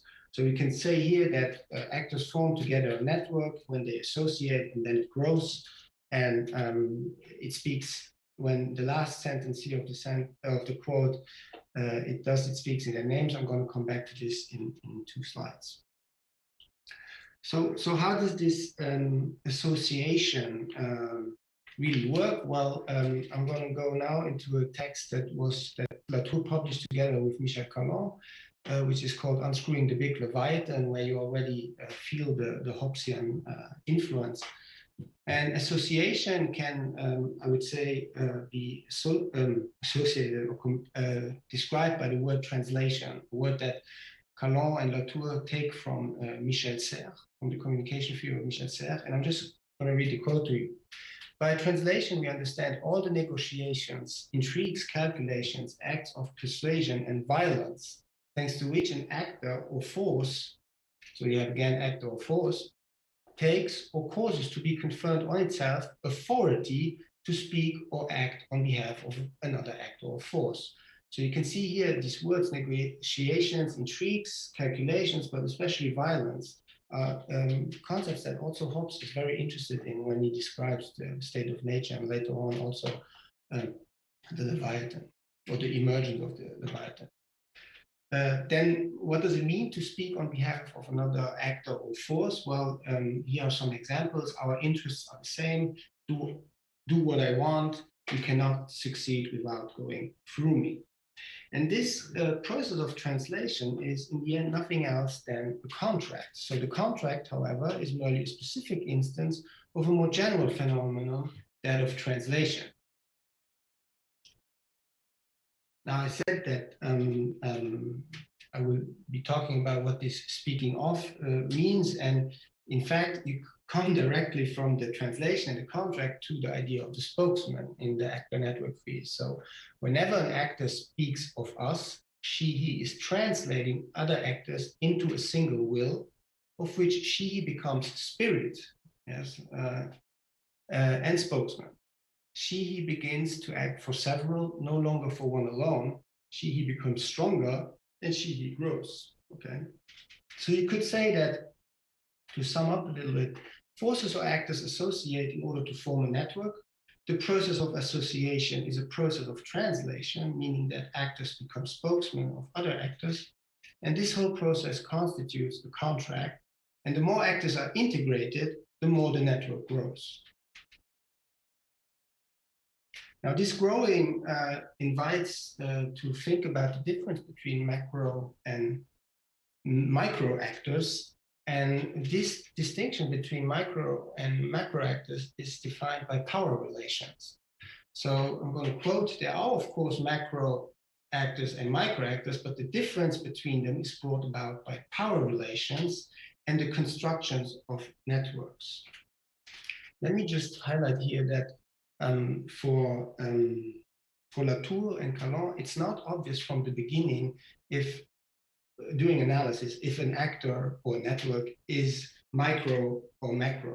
You need to really engage into the analysis of these networks and become an actor basically yourself. So this is the famous black boxing that they describe, and Latour in other texts calls it to follow the actors. So there's this methodological approach here that combines, that is added here. So let me just here take some conclusions of what I've just said. So I think there are two important points here. The first one would be an anti-anthropocentrism in the actor network theory, and the fact that there are always several leviathans being formed. So you might know that in the paper Unscrewing the Big Leviathan, the networks, the examples that are being analyzed are the Society of Baboons and Électricité de France. And both of these are, of course, described as leviathans that are formed through this contract and these translation processes. I will come back to this in the next slide. But there are other examples, of course, that Latour analyzed. These examples play a very important role. One would be the Berlin Key. Michel Calon analyzed the scallops of Saint-Brieuc Bay, and so on. So there is to highlight the anti-anthropocentrism one more time, there's this hybrid form in leviathans of economic, technical, political, and natural actors. Technical, the Berlin Key, for example, Électricité de France, which is an economic company.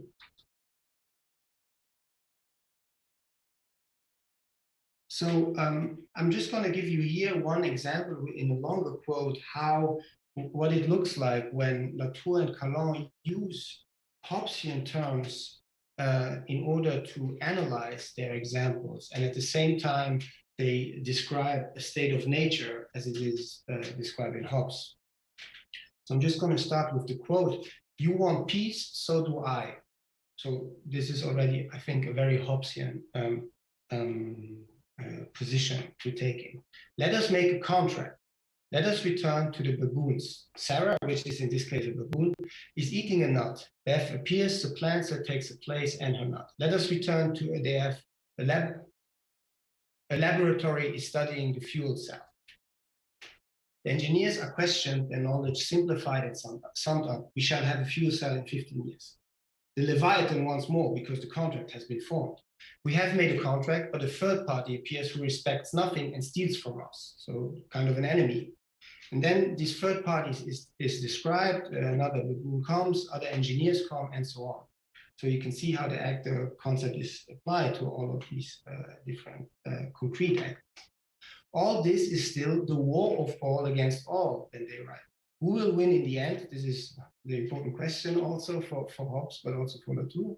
The one who is able to stabilize a particular state of power relations, as I described before, by associating the largest number of irreversibly linked elements. So this is how the Leviathan is able to stabilize by controlling power relations, basically.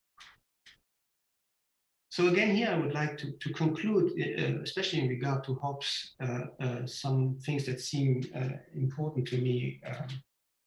And this would be, the first thing is, in the actor network theory, there seems to be not really a process of killing or a fear to be killed, as Michel Hampe described with Hobbes. And also no process of really dying and no process of suffering.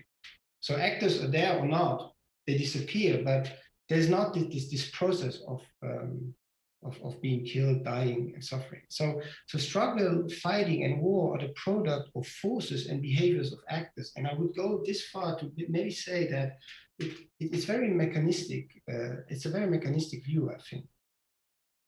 And in contrast to Hobbes, I think that for Latour, nature or reality or whatever's out there, of course, you could not say that this anymore in Latourian words, but it's not experiential. And this is what I meant with there's no process of suffering, being killed, and so on. So these actors are not described as experiencing this state of nature.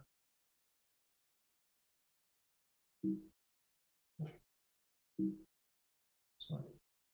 Okay, I'm going to jump now to 30 years ahead of time, almost, so to Facing Gaia. And again here, similar to when I talked about the actor network theory, the question would be, what exactly is Gaia for Latour? And he relates on Lovelock, of course, who came up with the Gaia hypothesis, you of course, or most of you know. And he says, well, Lovelock describes a planet that is alive, meaning that anytime you add an entity, even if it's a gas, a rock, a worm, or made of microorganisms, it vibrates with all the historical specificity of the other agencies intertwined in it. So here, I take this from a paper that Latour wrote in 2017. So the important point for Latour in regard to Gaia is not a god of totality, as the title of the paper says. It is not a part-whole relationship. Rather, it is these intertwined entities and networks, I would say, that influence each other. So I would say that Latour is not really distancing himself from his earlier actor network ontology, I would say. Now, I think one important point would be in Facing Gaia that I didn't see so much in his earlier works is that the state of nature is something that is coming. And I'm just going to read a quote to you. I think it speaks for itself. Today, Latour says in Facing Gaia, what is strange is that this state of nature is not situated as it was for Hobbes in the past. It is coming toward us. It is our present. Worse still, if we are not inventive enough, it could well become our future too. We have a war of all against each, so a state of nature, in which the protagonist henceforth may not be just the wolf and the lamb, but also tuna and CO2, plant nodules or algae, in addition to the numerous human factions that disagree about almost everything. So if you agree or disagree with Latour, it doesn't matter. I think he paints quite a picture here, saying that if you think about all the human factions that disagree about almost everything, so human warfare, right, that is going on right now in the world, and add to this even the Facing Gaia problem of climate change and so on, I think he's quite right of saying that the state of nature is coming towards us. We are in a state of nature. There are two possibilities for Hobbes to two possibilities for Latour to tackle this problem. And it is, as he says here on the left side, either you agree to distinguish the enemy from the friend, and then you are engaging in politics. And by this, you are able to strictly define the boundaries of very real wars. So you need to engage into a friend-enemy distinction. Through this, you get into politics, and then you can declare who you are at war with or not, or define who you are at war or not. The other possibility is to still live under protection of a state of nature, but here, let me highlight that here state of nature is not meant in the Hobbesian sense, but the old constitution of the moderns who still distinguish between nature and politics, and who still believe that the world is already unified, and where it's not possible to declare war. So let me here also highlight that the difference between friend and enemy in politics is something that Latour doesn't take from Hobbes, but it's something that he takes from Carl Schmitt, and he explicitly says it in Facing Gaia. So for Schmitt, it's exactly as it's said here. The friend-enemy distinction defines the political situation, and the famous saying is the sovereign is he who decides on the state of emergency. So it is he who can decide, and the state of emergency is the state of war. It is he who can decide to go into war or not.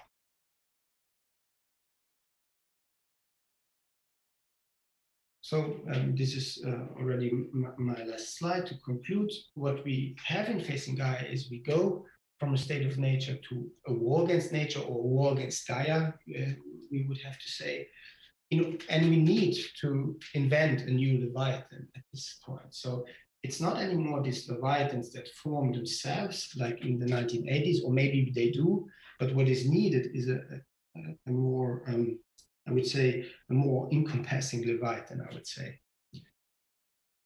So I read from the left the quote: agreeing to go through a state of war in order to search afterward through diplomatic transaction for peaceful solutions. So this is the goal. Requires significant transformations in the way the collective presents themselves to one another. So, and again, to highlight this peace part, we must not abandon the project of seeking security and protection, peace and certainty under another Leviathan. So what I want to highlight here is that security, protection, peace are also very Hobbesian words. So it comes back here to Hobbes. You might know that these other Leviathan, this new Leviathan that has to be invented for Latour, is this new republic that creates a realistic contract, as he says here, and is often also called Dingpolitik, making things public, where he relies on John Dewey's political philosophy.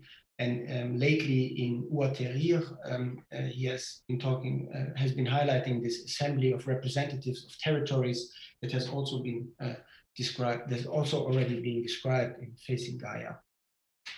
Now, I just want to bring something in regard to the Carl Schmitt reference. So I think that the friend-enemy distinction here helps Latour to, or is introduced for self-organization purposes for representatives of territories. It is here where he leaves Hobbes behind to go to Carl Schmitt. But to conclude, I guess, as the title here says, I think the important point is here that we go from the state of nature to a war against nature in order to come to this new Leviathan. So this is it. Thank you for your attention. Thank you so much, Mr. Del Fabbro, for this interesting talk with a view for the future too. So how can I come back to the other floor where I can see that we? Oh yes, thank you so much. Thank you so much, Michael, or whoever. Yes, I can't see just for the moment. Some questions. Oh, Ram, I see your hand in physically. It's okay. Yeah, okay, please. Oh, you have to mute. You're muting it. No. Just a moment. Yes, it's all right. It's good. Yeah. let me. So first, let me thank you both of you for the lecture. Now, my problem is, unless we animate nature in some form of other and come to some form of a reciprocity, we can hardly avoid total instrumentalization of the world, of nature and of animals. Now, my question to both of you and to Hampe particularly, how come that Hobbes fails to think that even a healthy, enlightened egoism needs a careful nursing of the world of nature? Yes. Did you get it? Yes. No. No, I just, Michael Hampe has to look for another microphone. Can you repeat? I did not really get your question. Sorry. Can you repeat it, perhaps? Yes, that's it. Yes. Can I repeat the whole of it? I didn't get the thing about egotism. Yes, that is, when I just repeat it once. Unless we animate nature in some form of other and avoid total instrumentalization, my question is related to Hobbes. How come that Hobbes fails to think rather that even a healthy, enlightened egoism needs a careful nursing of the world of nature. Yeah, I'm not sure if he really believes that nature as a whole is reacting to individual persons. It's just that different forces interact, and that in this interaction of different forces, pain and suffering is unavoidable. So I believe what appears to us as egotism is just him recognizing that we want to avoid suffering and death, although we can't, in fact, he believes. We can only postpone it, so to say. Yes, thank you. Okay, thank you so much for this short answer and directly given. Next one is Niels Weidmann, if it's possible. Niels? Sorry, again, I used actually Niels' computer to ask my question. So thank you very much. Sorry. Yeah, and thank you very much for this reflection and especially this comparison between Anaximandros and Hobbes, and then reaching the actual debate, Bruno Latour. And my question is also a kind of difficulty I have when I think about this comparison. The state of nature, the question is if the reflection on the state of nature and the idea of a state of nature could be possible for not only Anaximandros, but also, for example, I would say even, for example, someone like Sophocles, physis and nomos, and this distinction and the quarrel, because my difficulty is that if we follow some historians I mean philosophers who reflected on the modern history, for example, Hans Blumenberg, the idea that the distinction natura naturans and natura naturata happened, and also, for example, Ockhamian nominalism, and we are living in the modernity. We are living in a world, in a kind of nature, which is actually natura naturata, and this principle, name it nomos, name it logos in physis, doesn't exist anymore in it. And that's why he calls the situation in Arbeit und Mythos, in his work on myth, Absolutismus der Wirklichkeit, Absolutismus of the reality.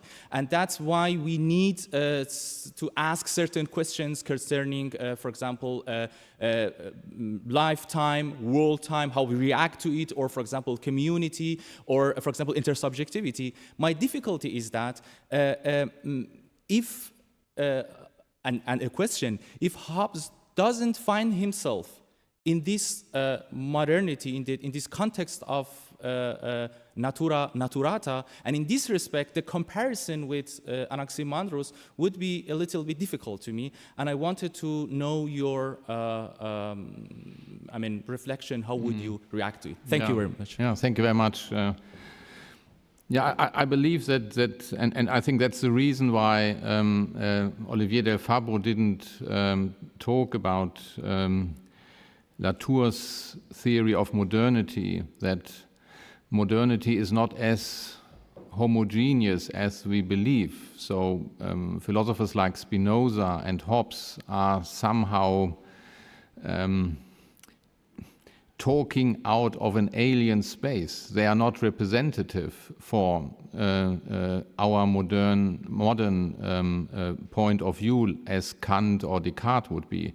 The modern point of view is that there is this realm of freedom and action and lawlikeness, and that's the human realm. And then there is nature in the sense of natura naturata, which is not really acting, which is just a resource. And that is certainly not a view of nature that we all accept in every minute of our life. If we consider the cows that are slaughtered, they are just natura naturata. They are not active. They are just the pre-stage of the meat we eat. And we do not consider the cows as being animated. Whereas if we keep a dog or a cat at home, everybody believes that the dog is animated, that the dog thinks and acts and has feelings and so on. So in a sense, we are split creatures. We know that nature is acting. We know that we are not the only important forces in the world, and that we cannot just treat nature as being passive. But as long as we have this form of life in which we use more or less everything as a resource, and now we start even to use other human persons as resources in the internet, we try to push down the idea that there are other actors. And I believe that Hobbes and Spinoza rebelled against this modern view. So in a sense, they are not really paradigmatic for the modern view, but you can see that's the reason why they stayed outsiders and why Bruno Latour picks them up now, is that it is very difficult to give a different view of nature as long as you live in a certain form of life. As long as we live in the form of life in which we consider nature to be a resource, we will not accept there being agents that are not human. And what Olivier de Fabbro described as the war between nature and human is what we experience now, that there are viruses, and we always experienced earthquakes, for example. There are forces that are very powerful against which we can't do anything about. And it is very stupid not to take them into account. It is very stupid not to try to come to a contract with these forces. So the idea is, in the modern view, we believe we only have to have contracts with fellow humans. But we need contracts with non-human forces. We have to calculate with non-human agents. And the idea is that we can get to this contract without suffering is just the wrong idea. That's why we suffer now. We will have to suffer because we are in this form of life in which we do not calculate with other forces. And I think that Hobbes saw that you can only have a contract if you have suffered the state of war. And what we suffer now with the climate change will force us into a contract. So in a Hobbesian sense, climate change and the pandemic is a good thing because it will force us out of our form of life. Yeah, you're ready with your, yes, okay, answer. Thank you so much. Okay, yes, there are others. I have a question too, but first, Niels Weidmann and then Vanessa Weigelt, if I'm right. Yes? Niels, you was the first, yeah. Or maybe... Thank you. Just very brief to add on your answer to Abed's question. Couldn't you, in the same way, argue and say, maybe climate change forces us to change our life, but still, even if we do not, we are already in some form of contract with nature, and nature doesn't care too much. I mean, humanity does care, because humanity might get extinct by further climate change, but nature in a whole will go on. So this sounds like a way of fatalism, right?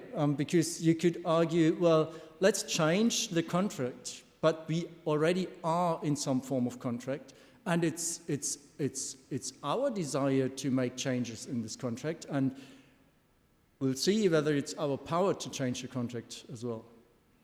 So. Yeah, I think that's a difficult question because I believe that Latour thinks, and I think in part he is right, that we are not in a state of contract yet with nature. We feel natural powers, certainly, but we believe that we can, in some sense, instrumentalize them, and now without having a contract. And now we find out that this is not possible, and we find out that the forces are much stronger than the forces that we have on our side. So I think the idea that comes from Latour is, which you find in some ecological theoreticians as well, is this bottleneck theory, that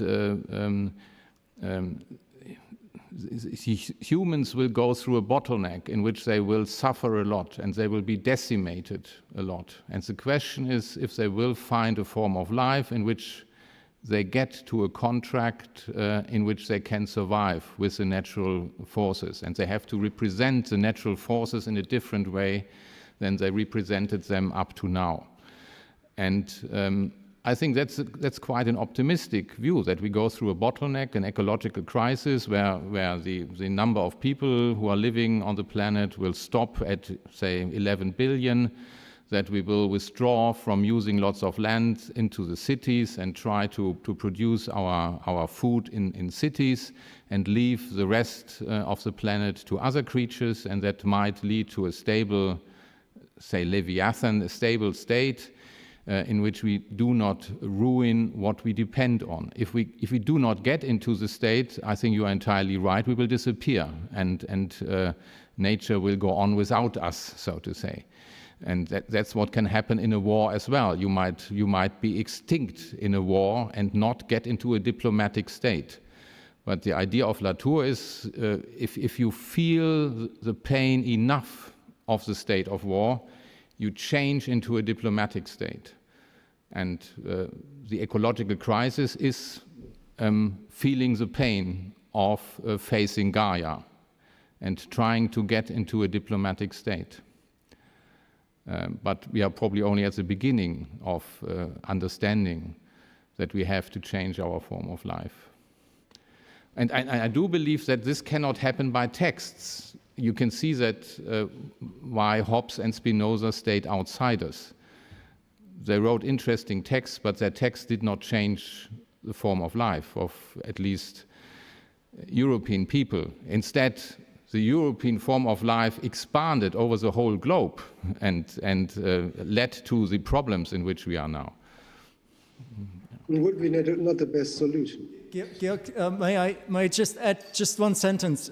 Because I like the answer, the way you're answering. I think you're right with respect to Latour. But obviously, he has a very, very strong, or gives the human being a very strong position. Right? It obviously, the human becomes an actor by now being forced to a contract. Yeah. And you believe that he gives humans too strong a role? You believe he overestimates them? There seems to be a slight contradiction, or at least tension, in his own setting, because he asks for accepting other actors. We can't hear you, Niels.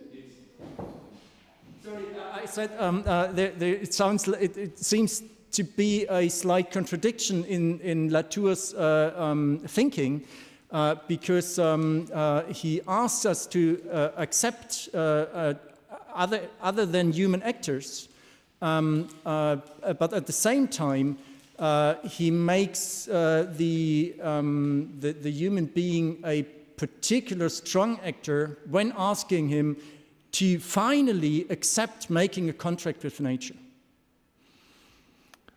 Perhaps Olivier de Fabbro can comment on that, on the way the difference between human and non-human actors is to be considered in Latour. Yeah, I just wanted to thank you for this comment, Niels Weidmann.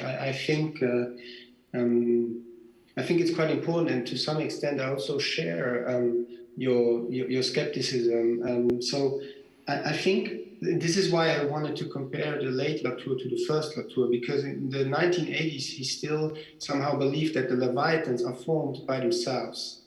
But now the role of the Leviathan is something to invent, so it becomes much more normative, you could say.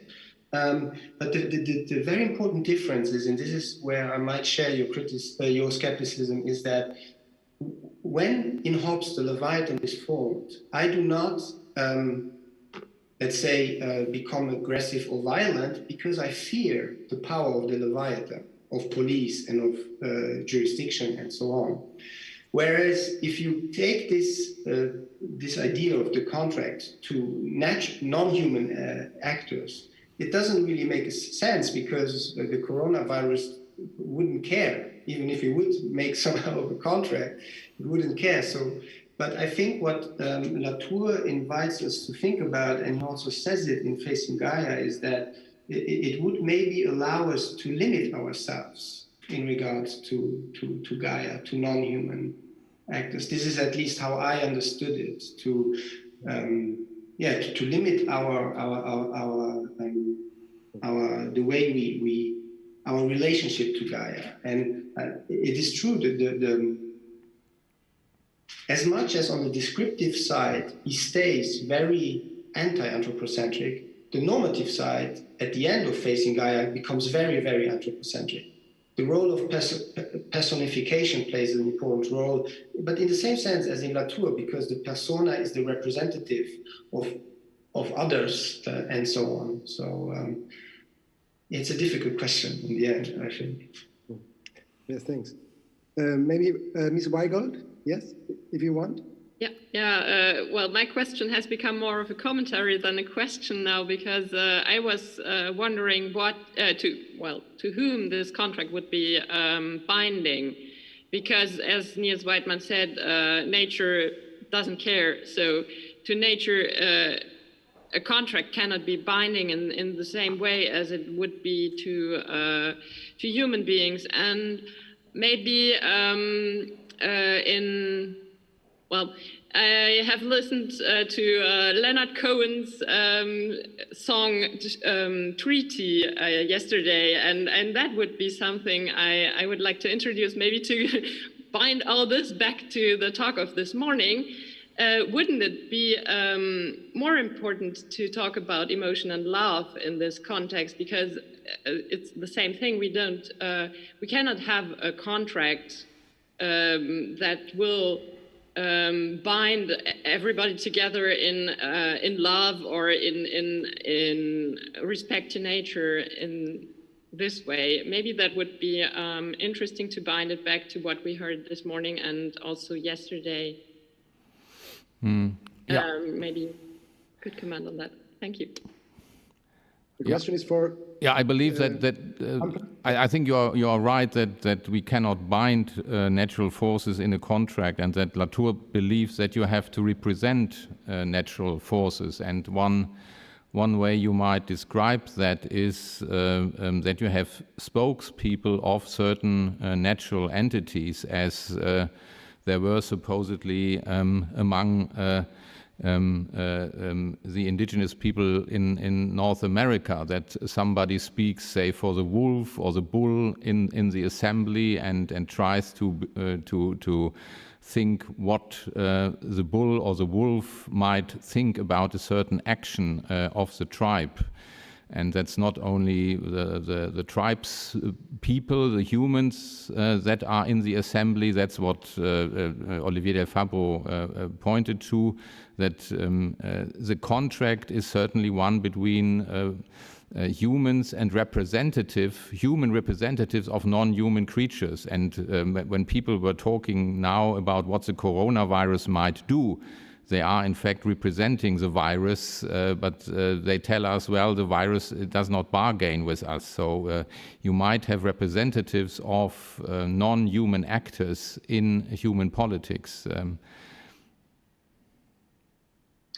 Fabbro, you want to add, or you want to? Yes, I just wanted to add very shortly. So thank you for this comment and question. I don't know this long by Leonard Cohen, but I will definitely listen to it. And I think Michel Hampe is completely right that the contract is very, very strongly representative for Latour, so I'm not going to say anything to this. But I agree with you on the emotion part. So this is what I also wanted to show, that in Latour you lack a lot of experiential moments. So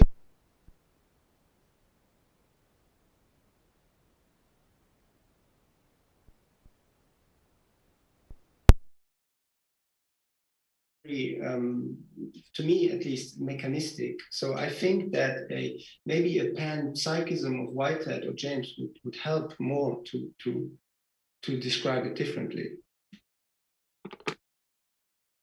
Okay. I mean nature. Evrim Kotlu, if you want to ask a question. Yes, thank you for your talk. Actually, Vanessa and Niels, they anticipated my question a little bit. Latour argues that we need to regain solid ground, as I understand well, and he argues for a radically materialistic politics, which includes not only the productions process, but also the ecological conditions of the existence. And he speaks from climate regime. And I just wanted to know what he understands with climate regime, how he defines it very well. And as I understand the climate regime, there are various attractors where he sees the terrestrial as a new political actor. Can you elaborate on this a little bit, which kind of actors he mean and what kind of relationships there exist? And isn't it, again, an anthropocentric view, because the humans determines the right of the terrestrial, and they defend also this right? And what is the role of values and value ethics in this context? Shouldn't we also think about this? Yeah, yes. Good. If I understand Latour right, he's not into value ethics, but is mainly into taking into account the possible effects of actors.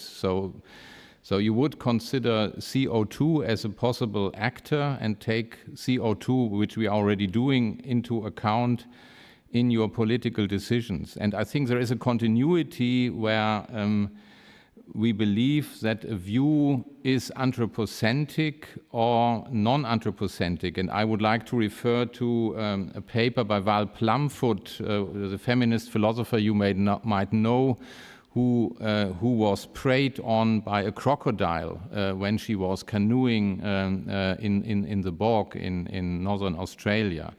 And she said that her view of the landscape immediately changed once the crocodile got her out of her canoe, and that she was understanding that humans are possible prey, and that we are living in a natural order in which we might be eaten.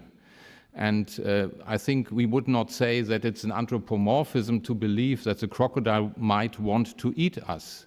But we believe it's an anthropomorphism to say CO2 might suffocate us, or CO2 might heat us up in such a way that we cannot survive. But that's what we have to take into account. We have to take into account that molecules are actors that can be very dangerous for us. And it seems to us that this is an anthropomorphism, but I think according to Latour, it's just facing the active reality of nature. But perhaps Olivier wants to say something about that as well. No, I think that, so your question is in regard to facing Gaia, I think. So, yeah, the actors are these protagonists so I think it doesn't change much from his works before. The actors are whatever you wish to be an actor, so it's quite universal.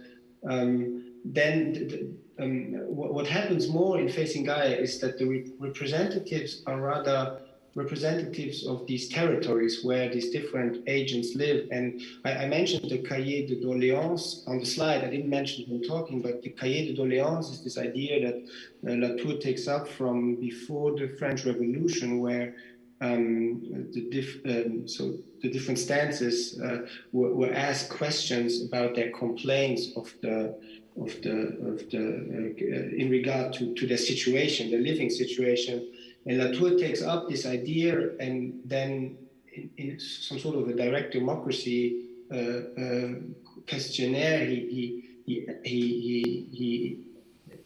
asks these representatives of territories to answer these questions.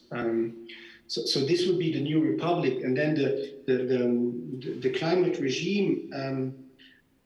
It's a good question. I don't have this concept now clearly in front of me, but I think that what he wants to create, of course, is this, as he usually does when he distinguishes between the moderns, the pre-moderns, and so on, that this new climate regime is this new form of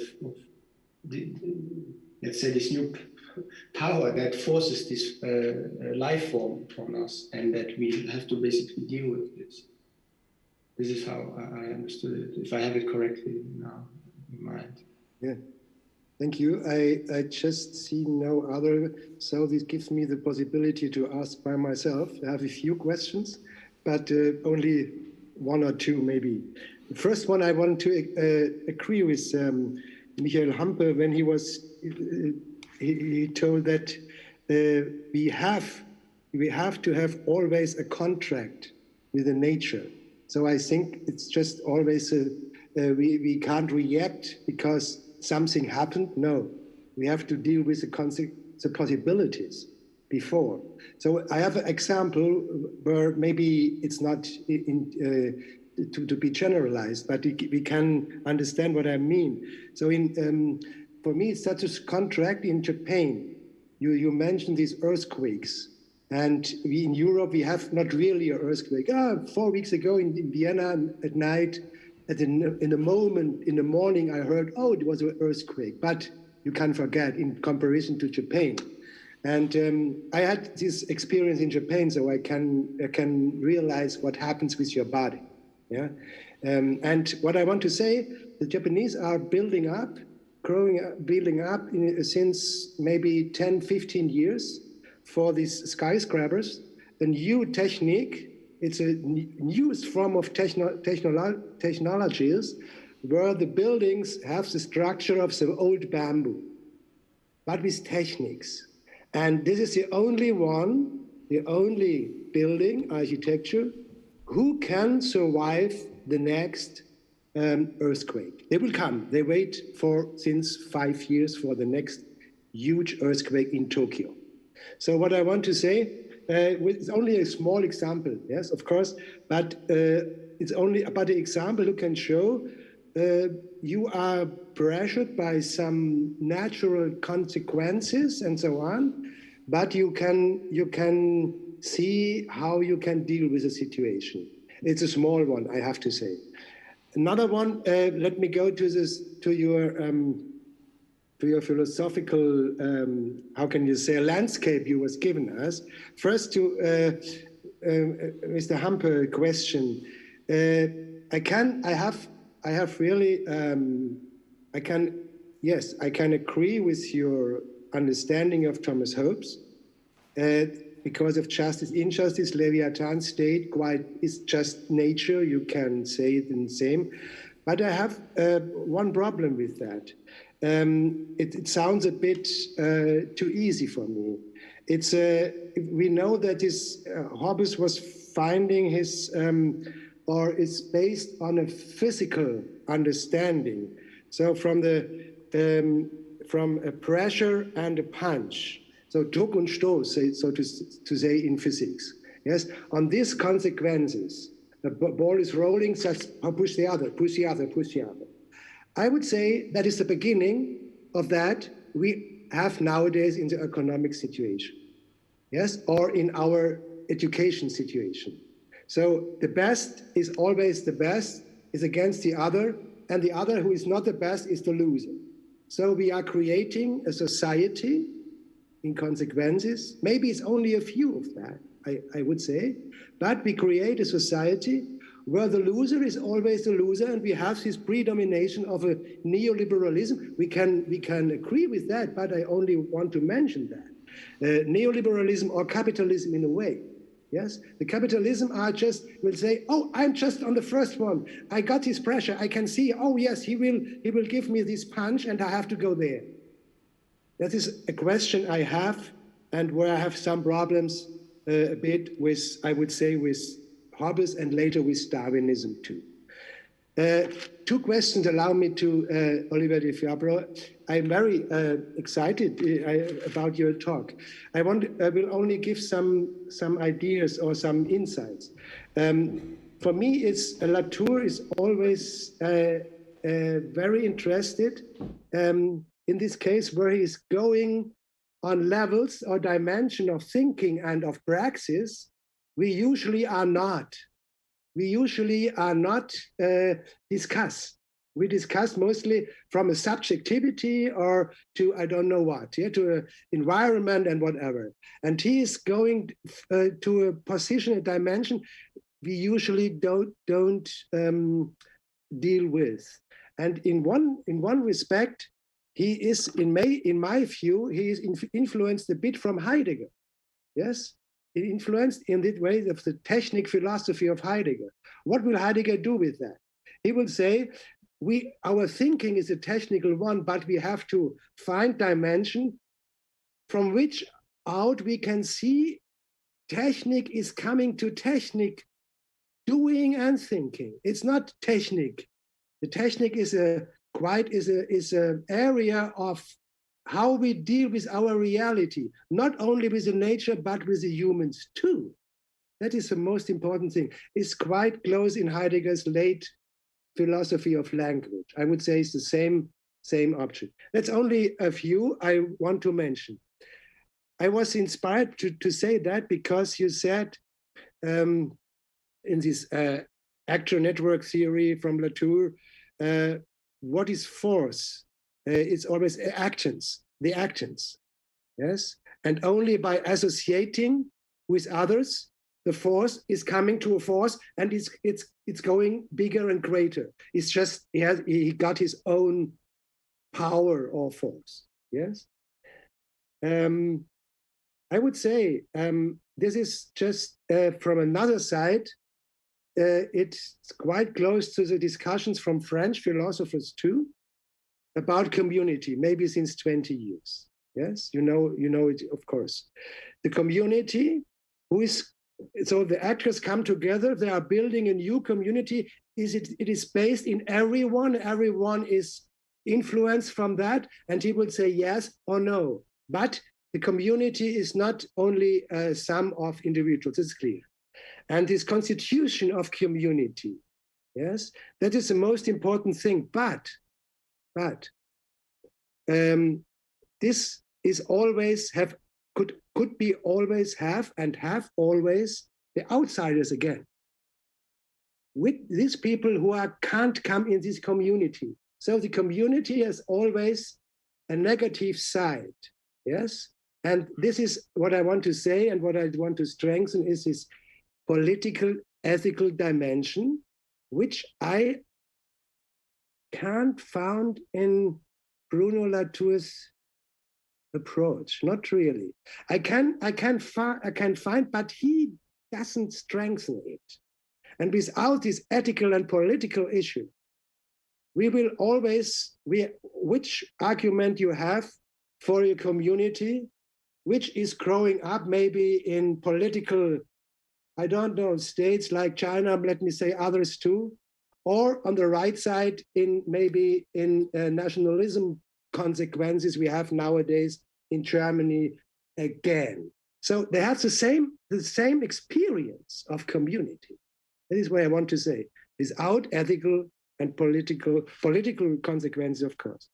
Last one is to your referring to Carl Schmitt, that Bruno Latour is engaged from this friend-enemy differentiation. And we know what happens with Carl Schmitt. So he was just a theoretical thinker for I would say, the first post-nationalists in Germany. Yeah. So for the socialists and for the philosophers and for the human thinkers and so on. So we shouldn't forget this. And this has political consequences. But I'm more interested in another one. You combine this friend-enemy differentiation with self-organization, so far as I remember. I have some problems with that because there's another sociology theory, so maybe not only Luhmann or others, where the self-organization is just never, he has always a difference, a so-called light difference, how Luhmann was saying, yes, between system and circumstances or Umwelt. Yes, you have always a light difference, a leading difference. But Latour is for me much more interesting because it's not only a leading difference. He's just always looking for the involvements of ours and which things we have to do. So that is more a bit higher in my opinion. So I stop. These are only a few questions, maybe a few comments only. I will understand yours both idea, and you're interesting in intercultural consequences or questions too. So this is the background of my questions. Yeah, yes, please. Maybe one of you or both will answer on this or that. Yeah, thank you. If I was clear enough. Thank you very much. I know that Hobbes is often read as a neoliberal and as somebody who is predating social Darwinism, but I do not believe that this reading of Hobbes is right, although it is it's very common. I think he's if you remember the passage where he says there is nobody in the state of nature who is safe. Even the strongest giant might be overcome when he is sleeping by lots of dwarfs joining together and killing the giant. So nobody, he's much darker than Darwin. In social Darwinism, you have this picture that the organisms evolve and they become fitter and fitter, and sometime you might be adapted enough in order to survive, and then you are the winner. But in Hobbes, there are no final winners. He's really much more like Anaximander. We all go down. The distinction between winners and losers is a non-distinction because we all lose in the end because we have to die. And mustn't be a losing. Pardon? It must not be a losing. That's right. But if you believe that the more you are adapted to nature, the more safe you are from suffering and death, then you just make a mistake. Creating the Leviathan will not make you immortal. So I think, although he might look like a neoliberal where competition leads to progress, I think he is a much more pessimistic and darker thinker, and not in a Darwinian sense. Your comment to that Heidegger is very similar to Hobbes in the sense that you should not distinguish between nature and technology is entirely right, I believe, that and that technologies, as you describe it, concerning the skyscraper in Japan, that technology should not just react to nature, but interact with nature, and that then the distinction between nature and technology disappears. I think that's what we are experiencing in biotechnology and in lots of other technologies, that the distinction is not the one we had, say, 100 years before. I believe, but Olivier de Fabbro knows that better than me, that the way Bruno Latour uses Carl Schmitt, that his idea of politics having to rely on the distinction between friend and enemy or friend and foe is a wrong decision. I think that's not a good way to define politics, but you have to take that into account in order to understand his theory, I believe. And you are certainly right that Carl Schmitt was a fascist thinker, but he was also important for the establishment of the Jewish state, and there is a left Schmittonian reception.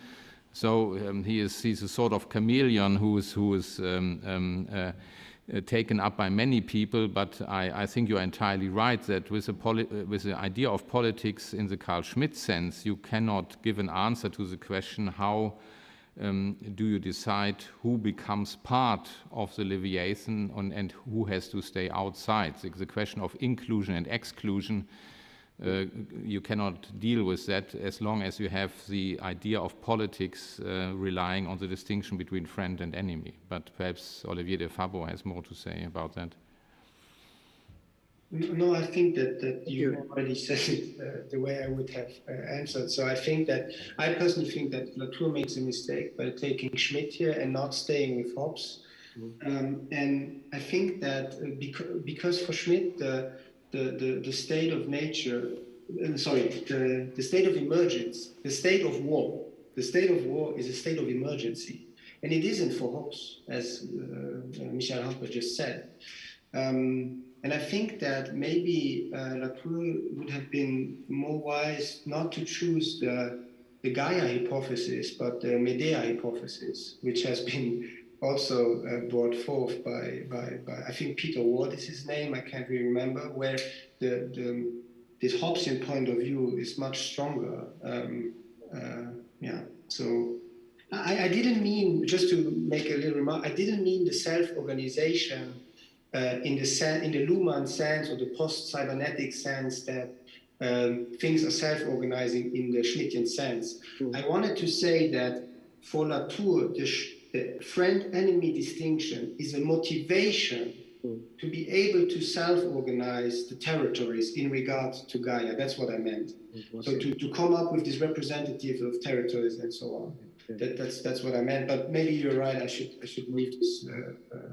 Yes, it's a pity that we can't stay together in Tübingen. So just this discussion will go further on and with a coffee or whatever. But we haven't. So sorry for that.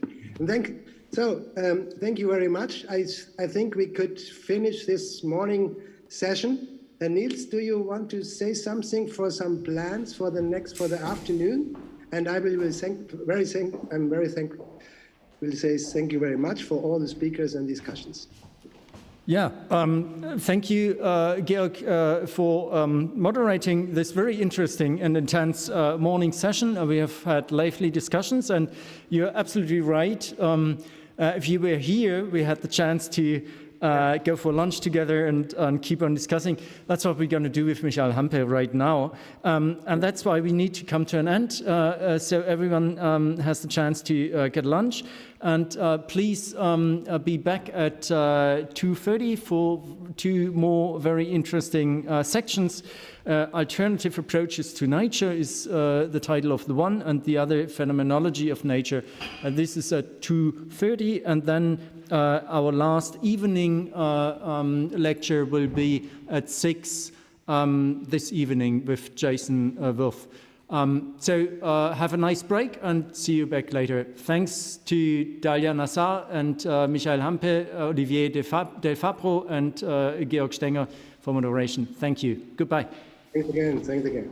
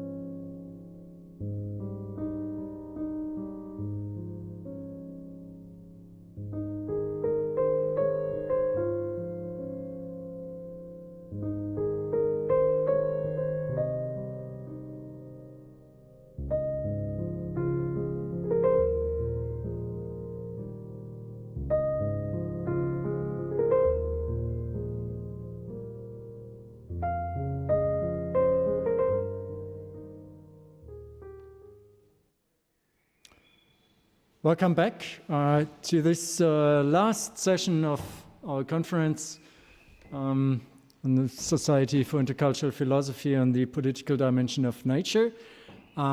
This is going to be the last keynote by Jason Wirth, and very, very warm welcome to you, Jason.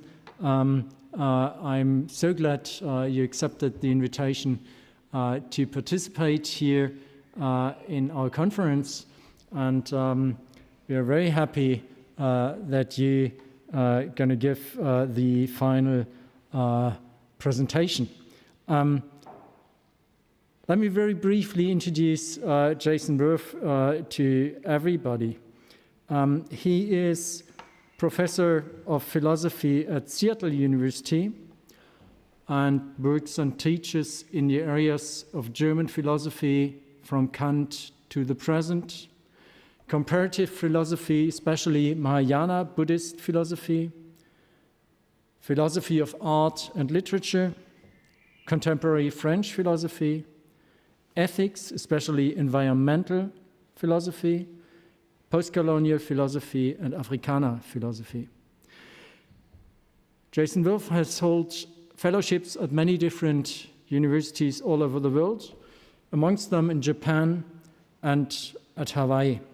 He also visited Tübingen University once, where he had a Fulbright fellowship back in the early 90s. He has written several books on Schelling, amongst them his dissertation, and he even translated some of Schelling's major works into English, and that is Die Weltalter, The Ages of the World.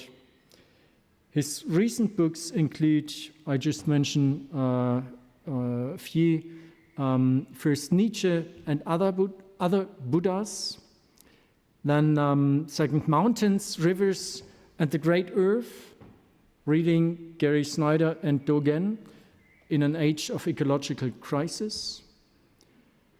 And third, Zen no Sho, the calligraphy of Fukushima Keido Roshi, with additional contributions by Audrey Seo, Stephen Odis, Stephen Goldberg, and Ron Carlisle.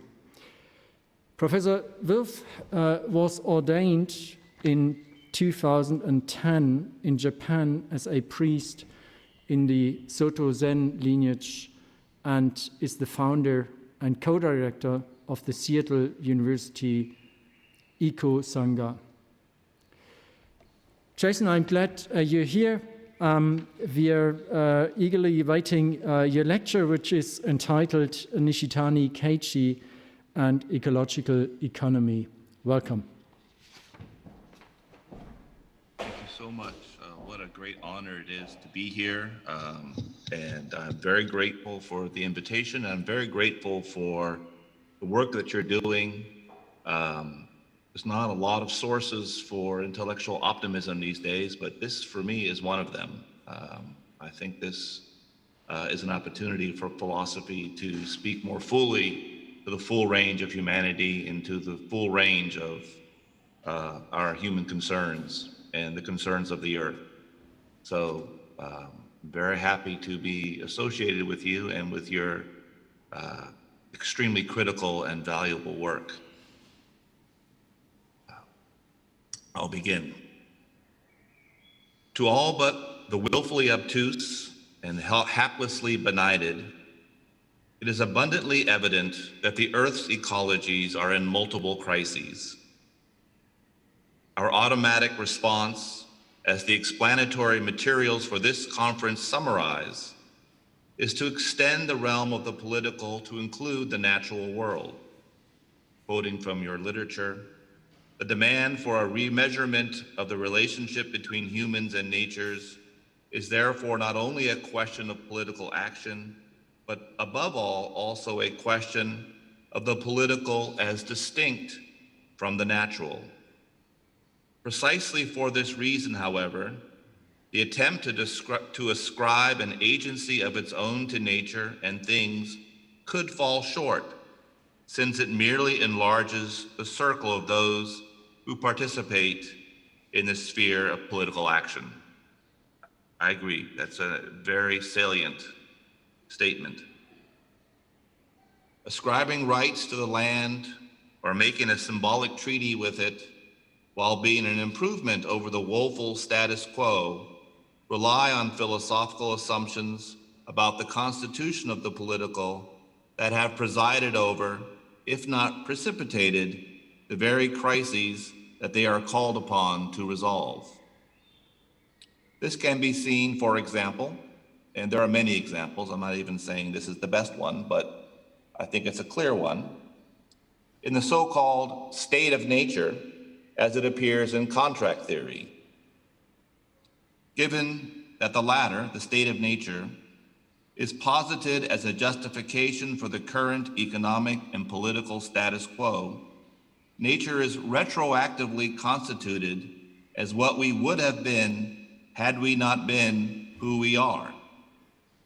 The current political regime is justified as overcoming what it constructs as its past. The establishment of the political creates the natural in arrears, whether it be our lupine, nasty, short, and brutish lives, or even our primitive, magical, childlike, pre-civilized, pre-rational minds. Even if we lament current political and economic orders as a failure, we retroactively imagine nature as a magical and sagacious place from which we have fallen. Even the romantic yearning for nature yearns for what it imagines as otherwise than what it has. A philosopher like Charles Mills is particularly effective in the racial contract in laying bare the power dynamics of civilized white supremacy and its concomitant antipode, natural non-white bodies. The signatories of the contract, white settlers and imperialists, are the sole negotiators of the contract, and as such, construct themselves as the sole beneficiaries.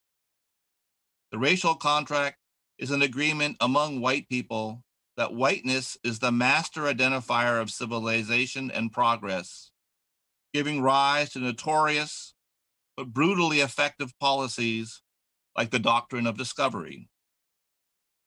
Simultaneously, it creates, without consultation, but with pernicious ramifications, all non-white skinned people as belonging to a lower state of nature.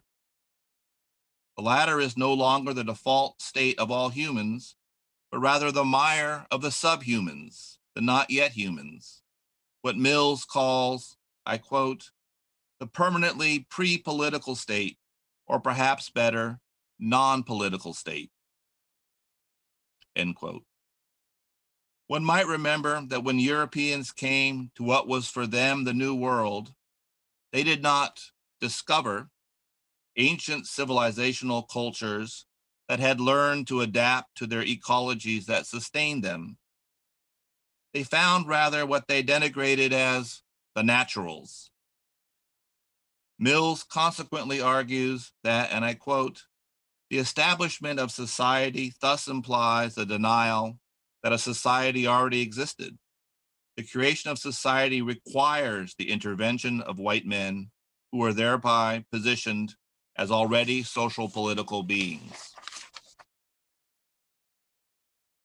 As a heuristic, variations of this kind of contract abound. Gender contracts, wealth contracts, heteronormative contracts. One could also include a kind of overall civilizational contract in which civilization improves what it retroactively constitutes as its original state of nature. From all of these examples, and there are many other complementary philosophical assumptions that we could also have cited, we see that nature appears as a political idea. In my country, we see all sorts of examples of this. For example, the premium grade of protection that we grant natural areas is to designate them as, quote, protected wilderness in accordance with the 1964 Wilderness Act. On land subject to this level of protection, one can take only photographs and leave only footprints. There is no human habitation and no other vestiges of, quote, civilization. However, this idea of wilderness is an idea of wilderness, this idea of wilderness is created by an act of Congress, and it is protected only by the force of law. Not only that, the political idea of wilderness posits the latter as a diametric opposite of itself. Do not get me wrong. Given our, quote, civilizational rampage upon the earth in recent centuries, especially the great acceleration after 1945, I am happy for whatever ways we can slow down the assault. Yet it is not a solution. Wilderness as a political idea retroactively constitutes the earth as a place that can only flourish if we do not live among it. We abandon any hope that our cities and cultures can recover their wild roots. And since wilderness is retroactively constituted as the opposite of civilization, we imagine civilization to be orderly, regular, and reliable, while we imagine wilderness to be chaotic, the opposite of our civilization. When we want to have a big party, for example, we declare that we are going to go wild, as if we were re-entering an ancient yet suppressed natural chaos. This is certainly not the natural world that one discovers in, quote, natural science. It is not the complex interdependence of an ecosystem. All that being said, and all that is extremely valuable part of the discussion, thinkers like Bruno Latour, as I'm sure you all know, are extremely good at helping us see that the rise of so-called natural science, in which we impartially and hence apolitically study the natural world as it really is, was itself not only a political idea, but an idea whose great political feat was to hide its political orientation, the politics of pretending not to do politics. Science is also governed by its interests and values. This is not to discount science, much of which I appreciate deeply, but it is not to give it a free pass, as if it were the gateway to study nature as it really is, beyond our political distortions. How to go deeper? Arne Næss first coined the term deep ecology in 1973, pushing the science of ecology to ask deeper questions that go, quote, beyond the so-called factual scientific level of the self and and towards earth wisdom. Apropos of our present context, Næss gives a critical example of this. Ecology as a science does not ask what kind of society would be the best for maintaining a particular ecosystem. That is considered a question for value theory